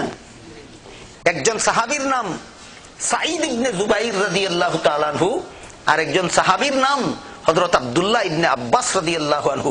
দুইজনের পরিচয় আগেই বলে দিয়েছিলাম। আব্দুল্লাহ ইবনে আব্বাসের 2টা পরিচয় আগেই বলে দিয়েছিলাম। একটা পরিচয় তিনি এই উম্মতের সর্বশ্রেষ্ঠ মুফাসসিরে কুরআন, আর একটা পরিচয় হলো তিনি আল্লাহর রাসূলের আপন চাচাতো ভাই। এই পর্যন্ত যাই শুনলেন, কখন সময় শেষ হয়ে যায় বলতে পারি না। এর দ্বারা কি বুঝলেন? ইসলামী শিক্ষার কিছু গুরুত্ব আছে, দরকার আছে। আমাকে একটু ইশারা দিয়েছিলেন ইমাম সাহেব যে আপনাদের এখানে ইসলামী শিক্ষার পরিবেশ গড়ার উপযোগী কিছু কথা বলার জন্য। আমি তো মনে করি আলাদাভাবে আর বলার দরকার নেই, এইটুকু বুঝে থাকলে ইসলামী শিক্ষার যে জরুরত আছে এইটুকু বুঝে থাকলে তো ওনার কথা 16 আনাই পালন হয়ে গেল আমার। নাকি বলেন আপনারা?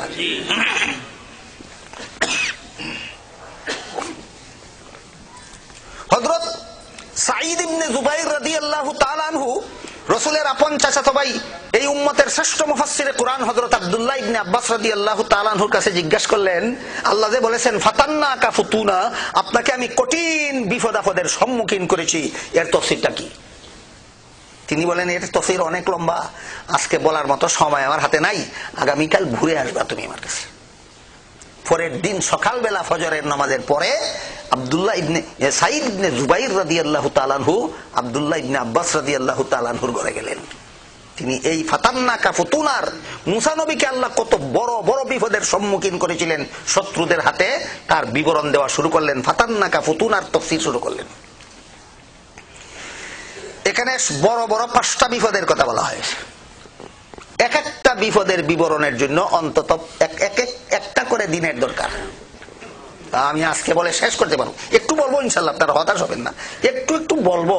তবে আজকে যেহেতু শেষ হবে না, এই জন্য বিস্তারিত বলে শেষ হবে না, এই জন্য কথা থাকলো আমি আবারও আপনাদের এখানে আসার লুবে নয়, আপনাদের কৌতূহল যদি বাকি থাকে আর ভবিষ্যতে যদি আল্লাহ আবারও আমারও আসার তৌফিক দেন এবং আপনাদেরও বসার তৌফিক দেন, আর আমাকে স্মরণ করে দেন যে হাদিসুল ফুতুনের ব্যাখ্যা শুরু হয়েছিল, শেষ হয় নাই, ফাতান্নাকা ফুতুনা আয়াতের তাফসীর শুরু হয়েছিল, শেষ হয় নাই, তখন ইনশাআল্লাহ তার বিস্তারিত বিবরণ শোনাবার চেষ্টা করব। আর যদি আমার তকদিরে না থাকে আসা, আপনাদেরও সুযোগ না হয় বসার, আমি আপনাদের জন্য দোয়া করব দুনিয়াতে আখিরাতে আল্লাহ আপনাদের ভালো করুন, আমার জন্য আপনারা দোয়া করবেন দুনিয়াতে আখিরাতে আল্লাহ আমাকে বালাই করুন।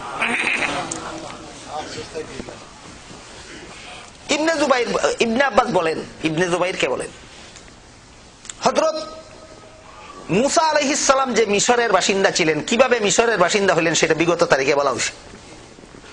সেই মিশরের বাদশা ছিল ফেরাউন। ফেরাউন তার উপাধি, তার ব্যক্তিগত নাম নয়। তার ব্যক্তিগত নাম ছিল, তত্ত্ববিদ মুফাসসিরিনে কেরামের মতে, যে ফেরাউনের সাথে মুসা ইসলামের সংঘর্ষ হয়েছিল মিশরে, যে ফেরাউন মিশরের শাসনকর্তা ছিল, তার ব্যক্তিগত নাম ছিল রামাসিস। ফেরাউন ছিল ওই সময় ওই দেশের গদিনিসিনদের উপাধি। এই রামাসিস গদিনিসিন হয়ে এই দেশের আদিবাসিন্দাদের বংশের নাম ছিল কিপ্তি বংশ, আর মুসা আলাইহিস সালামের বংশের নাম ছিল ইসরাইলি বংশ। বুঝে থাকলে বলুন, এই দেশের আদিবাসিন্দাদের কোন বংশ? কিপ্তি বংশ। আর মুসা ইসলামের বংশ হইল বনি ইসরাইল বংশ। বনি ইসরাইল বংশ এই দেশের আদিবাসিন্দা নয়, এরা সিরিয়ার বাসিন্দা ছিল। হযরত ইউসুফ আলাইহিস সালামের মাধ্যমে এরা মিশরে পুনর্বাসিত হয়েছিল। বলেন তো, কথা বুঝে থাকলে, বনি ইসরাইল মিশরের আদিবাসিন্দা না পুনর্বাসিত? কার আমল থেকে পুনর্বাসিত? ইউসুফ আলাইহিস কাছ থেকে। তারপর ইউসুফ ইসলাম তো মিশরের শাসন ক্ষমতা লাভ করেছিলেন, দীর্ঘদিন ইসরায়েলিদের হাতেই মিশরের শাসন ক্ষমতা ছিল। দীর্ঘদিন পরে ইসরায়েলিরা মিশরের শাসন ক্ষমতা থেকে ক্ষমতাচ্যুত হইল, আবার এই দেশের আদিবাসিন্দারা ক্ষমতায় গেল। ক্ষমতায় যাওয়ার পরে তোমাদের কারণে আমরা ক্ষমতা হারাইয়া দীর্ঘদিন কাটাইলাম, এই হিংসায় ক্ষমতাসীনরা ইসরায়েলি গোষ্ঠীর উপর অমানসিক জুলুম অত্যাচার শুরু করলো। এমত অবস্থায় ফেরাউনের দরবারে একদিন বড় বড় শিক্ষিত ছিল, ফেরাউন নিজে অনেক বড় শিক্ষিত ছিল। আমি তাফসীরের এক কিতাবে লেখা দেখেছি, ফেরাউন নিজে জাবুর কিতাবের আলিম ছিল। হ্যাঁ, তাই তার দরবারে একদিন আলোচনা শুরু হইল যে আল্লাহ পাক রব্বুল আলামিন জাবুর কিতাবে প্রতিশ্রুতি দিয়েছেন, আল্লাহ ইসরায়েলি বংশে অসংখ্য নবী রাসূল দুনিয়াতে পাঠাইবেন। কাজে আমরা যে হারানুগতি ফেরত পেয়ে এই ইসরায়েলিদের উপর অমানসিক জুলুম অত্যাচার করতেছি, আমাদের আমলেই যদি আল্লাহ এদের গোষ্ঠীতে কোনো নবী পাঠিয়ে দেন, তাহলে আমাদের প্রতিটি জুলুম অত্যাচারের বিচার কড়ায় গন্ডায় হয়ে যাবে। কারণ নবীদের বিরুদ্ধে লড়াই করে কেউ কোনোদিন বিজয়ী হতে পারে না। কাজেই যদি আমাদের আমলে ইসরায়েলি গোষ্ঠীতে কোনো নবী জন্ম হইয়া যায়, তখন আমাদের পিঠ বাঁচাবার উপায় কি হবে? পিঠ বাঁচানি কথাটা বুঝতে পারছেন? আমাদের পিঠ বাঁচানির উপায় কি হবে? ফেরাউন সিদ্ধান্ত দিল, আল্লাহর একটা স্থায়ী নিয়ম আছে, আল্লাহ কোন নারীকে নবী বানান না, আল্লাহ সব সময় পুরুষকে নবী বানান। এই কথাটার অনেক গুরুত্বপূর্ণ মহামূল্যবান তাৎপর্য আছে, যা আলোচনা করার সময় এখন আমার হাতে নাই। আল্লাহ কেন কোন নারীকে জীবনে কোনোদিন নবী বানাইলেন না। যত মানুষকে আল্লাহ নবী বানাইলেন সবগুলি পুরুষকে নবী কেন বানাইলেন এই আলোচনা এখন করার মতো নাই। ফেরাউন বলল যে আল্লাহর একটা স্থায়ী নিয়ম আছে, কোন নারীকে আল্লাহ নবী বানান না, পুরুষকে নবী বানান। সুতরাং বনি ইসরাইলের কাউকে যদি আমাদের আমলে নবী বানিয়ে ফেলেন সেটা একটা পুরুষকে বানাবেন। সুতরাং বনি ইসরাইলের কেউ যেন আমাদের আমলে নবী হতে না পারে, এজন্য আজ থেকে আমি আইন জারি করে দিলাম, অগণিত জল্লাদ বাহিনী সারা দেশে ডিউটি পালন করবে। ইসরায়েলীদের গোষ্ঠীতে কোনো ছেলে জন্মগ্রহণ করার সাথে সাথে তাকে হত্যা করে ফেলবে। জল্লাদ বাহিনী মায়ের কুল থেকে কেড়ে নিয়ে তাকে হত্যা করে ফেলবে। এই আইন পাশ করার দীর্ঘদিন পরে তার আইনের কারণেই তার দেশে একটা জটিলতা দেখা দিল। কি জটিলতা? এবার কোন মানুষ ওই দেশের আদিবাসীদের কোন নিম্ন স্তরের কোন কাজের জন্য, নিকৃষ্ট কোন ডিউটির জন্য, জুতা সিলানির জন্য, টয়লেট পরিষ্কার করার জন্য, এগুলো নিম্নমানের ডিউটি, এই নিম্নমানের ডিউটি পালন করার জন্য এই বহিরাগত গোষ্ঠীর মধ্যে কোনো যুবক পুরুষ পাওয়া যায় না। বলেন তো কেন? এখন রাজার বংশের লোক দিয়া টয়লেট পরিষ্কার করা নিয়ে লাগে। জটিলতা কার আইনের দ্বারা সৃষ্টি হইল? নিজের আইনে নিজে ফাঁসাইয়া গেল। এইবার এই সমস্যাটা আবার ফেরাউনের সামনে আলোচনা হলো। আপনার আইন পালন করতে গিয়ে এই সমস্যার সম্মুখীন হইলাম আমরা, এখন কি করা যায়? বিগত তারিখে আমি বলে দিয়েছি এখানে অনেক গুরুত্বপূর্ণ শিক্ষণীয় ব্যাপার আমাদের জীবনে আছে। সেটা হলো আইন বানানির যোগ্যতাও কোনো মানুষের নাই, আইন বানানির অধিকারও কোনো মানুষের নাই। আইন বানানির যোগ্যতাও একমাত্র আল্লাহর, অধিকারও একমাত্র আল্লাহর। মানুষ যারা গদিনিসীন হবে এদের দায়িত্ব শুধু আল্লাহর আইনটা বাস্তবায়নের ব্যবস্থা করা। মানুষের মধ্যে আইন বানানির যোগ্যতা নাই কেন? কারণ মানুষ উপস্থিত দেখে, ভবিষ্যৎ দেখে না। ঠিক না বেঠিক? কাজে উপস্থিত সমস্যা সামনে নিয়ে আইন বানায়, ভবিষ্যতে যখন অবস্থার পরিবর্তন হইয়া যায় তখন নিজের আইনে নিজেই ফাঁসাইয়া যায়। যেমন ভাবে ফেরাউন হইল, কথা বুঝেন কিনা দেখেন, যেমন ভাবে কি হইল ফেরাউনের ঘটনা বুঝে থাকলে বলুন, মানুষের মধ্যে আইন বানানির যোগ্যতা আছে, তার জ্বলন্ত প্রমাণ ফেরাউনের আইন, নিজের আইনে নিজেই ফাঁসাইয়া গেল। 2 নম্বর কারণ, মানুষের মধ্যে মানুষের আইন বানানির অধিকার নাই কেন? কারণ মানুষ, প্রত্যেকটা মানুষের কিছু না কিছু স্বার্থ আছে, কম হোক বেশি হোক, ন্যায় হোক অন্যায় হোক। ন্যায় স্বার্থ বলতে কোনো স্বার্থ নাই? ন্যায় স্বার্থ বলতে তো স্বার্থ আছে, মানুষের স্বার্থ আছে। সুতরাং যে মানুষের হাতে আইন বানানির অধিকার দেওয়া হবে সে অপরের স্বার্থ রক্ষা করে আইন বানাবে না নিজের স্বার্থ রক্ষা করে আইন বানাবে? সুতরাং আইন বানানোর অধিকার যার হাতে দেওয়া হইলো সে নিজের স্বার্থ রক্ষা করে আইন বানাবে, আর বাকি অন্যান্যদেরকে তাদের অধিকার থেকে বঞ্চিত করবে। সুতরাং মানুষের মধ্যে যেমন ভাবে আইন বানানির যোগ্যতা নাই, তেমনি ভাবে মানুষের আইন বানানির অধিকারও নাই। এবার বলেন, আইন বানানির জন্য যে যোগ্যতাটার দরকার সেটা কি? ভবিষ্যৎ যেমন ভাবে দেখে, বর্তমান যেমন ভাবে দেখে, ভবিষ্যৎ তেমন ভাবে দেখে, এমন একটা যোগ্যতার দরকার কিনা আইন বানানির জন্য? এই যোগ্যতাটা কি আল্লাহর মধ্যে কিছু আছে? আংশিক? 99% না 100%? এবার বলেন তো, আইন বানানির যোগ্যতা একমাত্র কার? আল্লাহর। এবার বলেন, আল্লাহ কি পরিমাণ স্বার্থবাদী? তাহলে আল্লাহ আইন বানাইলে নিজের স্বার্থ রক্ষা করে বানাইবে না বন্দার স্বার্থ রক্ষা করে বানাইবে? এবার বুঝে থাকলে আন্দাজ করতে পারবেন আল্লাহর আইনে বন্দার কি পরিমাণ কল্যাণ হয়। আল্লাহর কোনো স্বার্থ নাই আইনের মধ্যে, আল্লাহর সকল প্রকার আইন একমাত্র বন্দার স্বার্থ রক্ষা করার জন্য আইন বানান। এই জন্য আল্লাহর আইন ছাড়া জগতে শান্তির কোনো আইন হতে পারে না।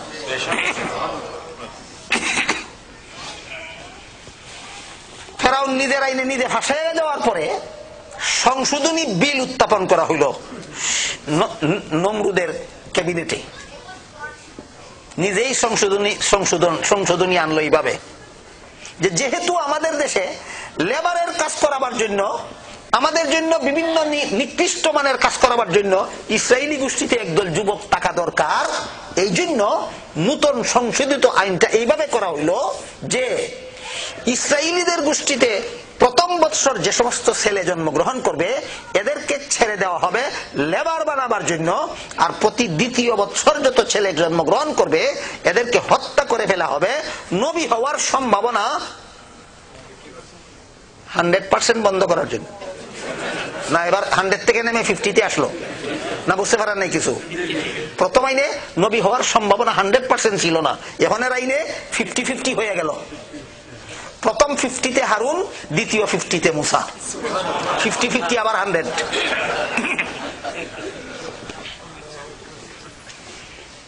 এই আইন পাশ করার পরে যে বছর ছেড়ে দেওয়ার কথা, সেই বছর হযরত হারুন আলাইহিস সালাম জন্মগ্রহণ করলেন। আর যেই বছর ইসরায়েলি গোষ্ঠীতে কোন ছেলে জন্ম হইলে হত্যা করে ফেলার কথা, সেই বছরে মুসা নবী এই হারুনের মায়ের গর্ভে আসলেন।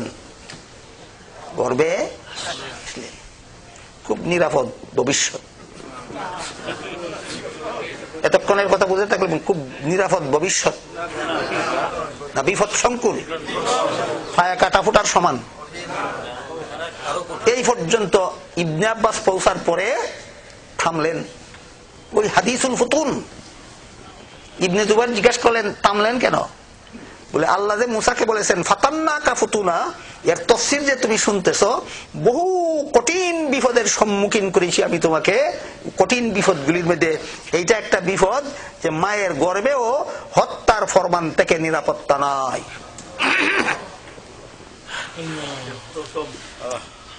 এক নম্বর গেল, তারপরে 2 নম্বর, তারপরে 3 নম্বর, তারপরে 4 নম্বর, তারপরে 5 নম্বর। 5 নম্বর আমি তো আগেই বলেছি শেষ হবে না, 5 নম্বরটা সম্পর্কে একটু আবার দিচ্ছি।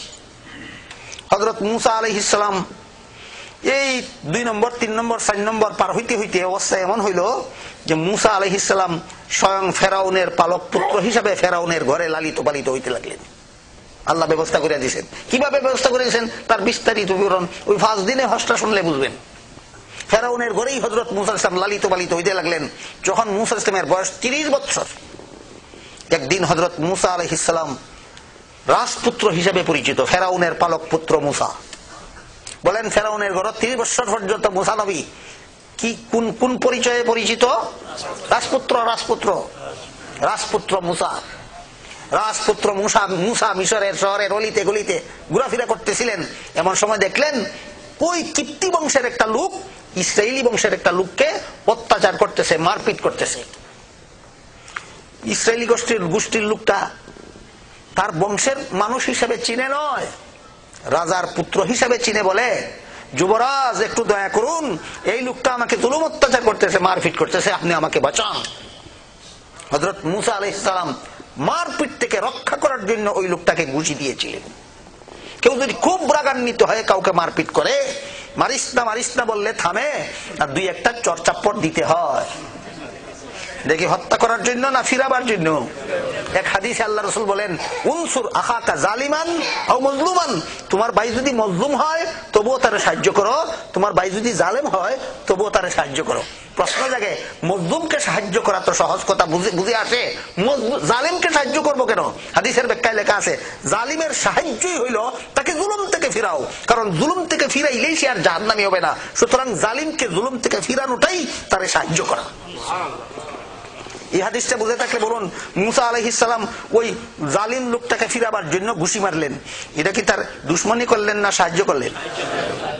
কিন্তু ঘুষিটা আল্লাহর কুদরতে এমন তালে লাগলো লোকটার জায়গাতেই মারা গেল।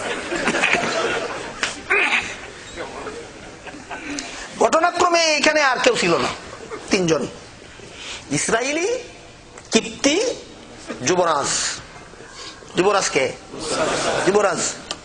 যুবরাজে ঘুষি দিল, কিপ্তি মারা গেল, ইসরায়েলি রক্ষা পাইল, আর কেউ দেখলো না। ইসরায়েলি তার নিরাপদে তার বাড়িতে চলে গেল। পরের দিন যুবরাজ আবার শহরের গলিতে গলিতে ঘোরাফেরা করতেছিলেন।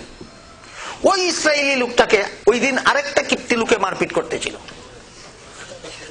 পরের দিন আবার একই রকমের ঘটনা, অন্য একটা কিপ্তি লোকে ইসরায়েলিকে মারপিট করতেছিল। আবার সেই ইসরায়েলি লোকটা যুবরাজকে বলে যুবরাজ আজকে আবারও আমাকে আরেকটা লোক মারপিট করতেছে, আপনি আমাকে সাহায্য করুন। এইবার যুবরাজ বললেন এই মিয়া, তোমাকে প্রতিদিনই কোনো না কোনো লোকে মারে কেন? তাহলে বোঝা গেল তোমারও কোনো দোষ থাকতে পারে। যখন বললেন বোঝা গেল তোমারও কোনো না কোনো দোষ থাকতে পারে, তখন সে বলে তাহলে কি আপনি গতকাল যেমন ভাবে তাকে হত্যা করেছিলেন আজকে তেমনি ভাবে আমাকে হত্যা করে ফেলবেন? এই কথাটা শহরের লোকেরা শুনে ফেললো, ফেরাউনের দরবারে পৌঁছে দিল। মুসা আলাইহিস সালাম ফিরার আগেই ফেরাউনের দরবার থেকে ফাঁসির হুকুম হয়ে গেল। জল্লাদ বাহিনী যাও, এই আমার পালক ছেলে মুসাকে যেখানে পাও ধরে এনে তাকে ফাঁসি কাষ্ঠে ঝুলাও। এটা হইল যত বিপদ আপদ মুসা আলাইহিস জীবনে এসেছিল এর 5 নম্বরটা। কত নম্বর? 1 নম্বরটা কিছু কইলাম আর 5 নম্বরটা কিছু কইলাম। এই 5 নম্বরের সংবাদ তিনি রাজবাড়িতে ফিরে যাওয়ার আগেই পেয়ে গেছিলেন। পেয়ে যাওয়ার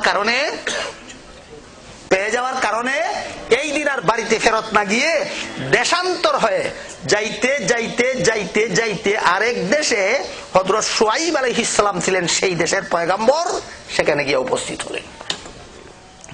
শুআইব আলাইহিস সালামের 2 মেয়ে বকরি চড়াইতো।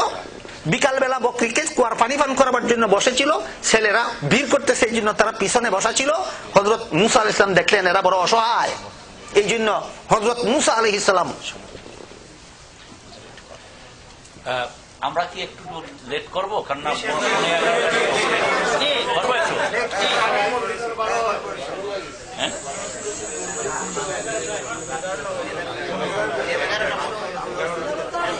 চাইলে একটা কাজ করি আমরা। আপনারা তো জানেন হুজুর, একটু যদি বেয়াদবি না হয় হুজুরের, আমরা আর একটু লেট করবো ইনশাল্লাহ। আপনাদের কষ্ট হবে না তো?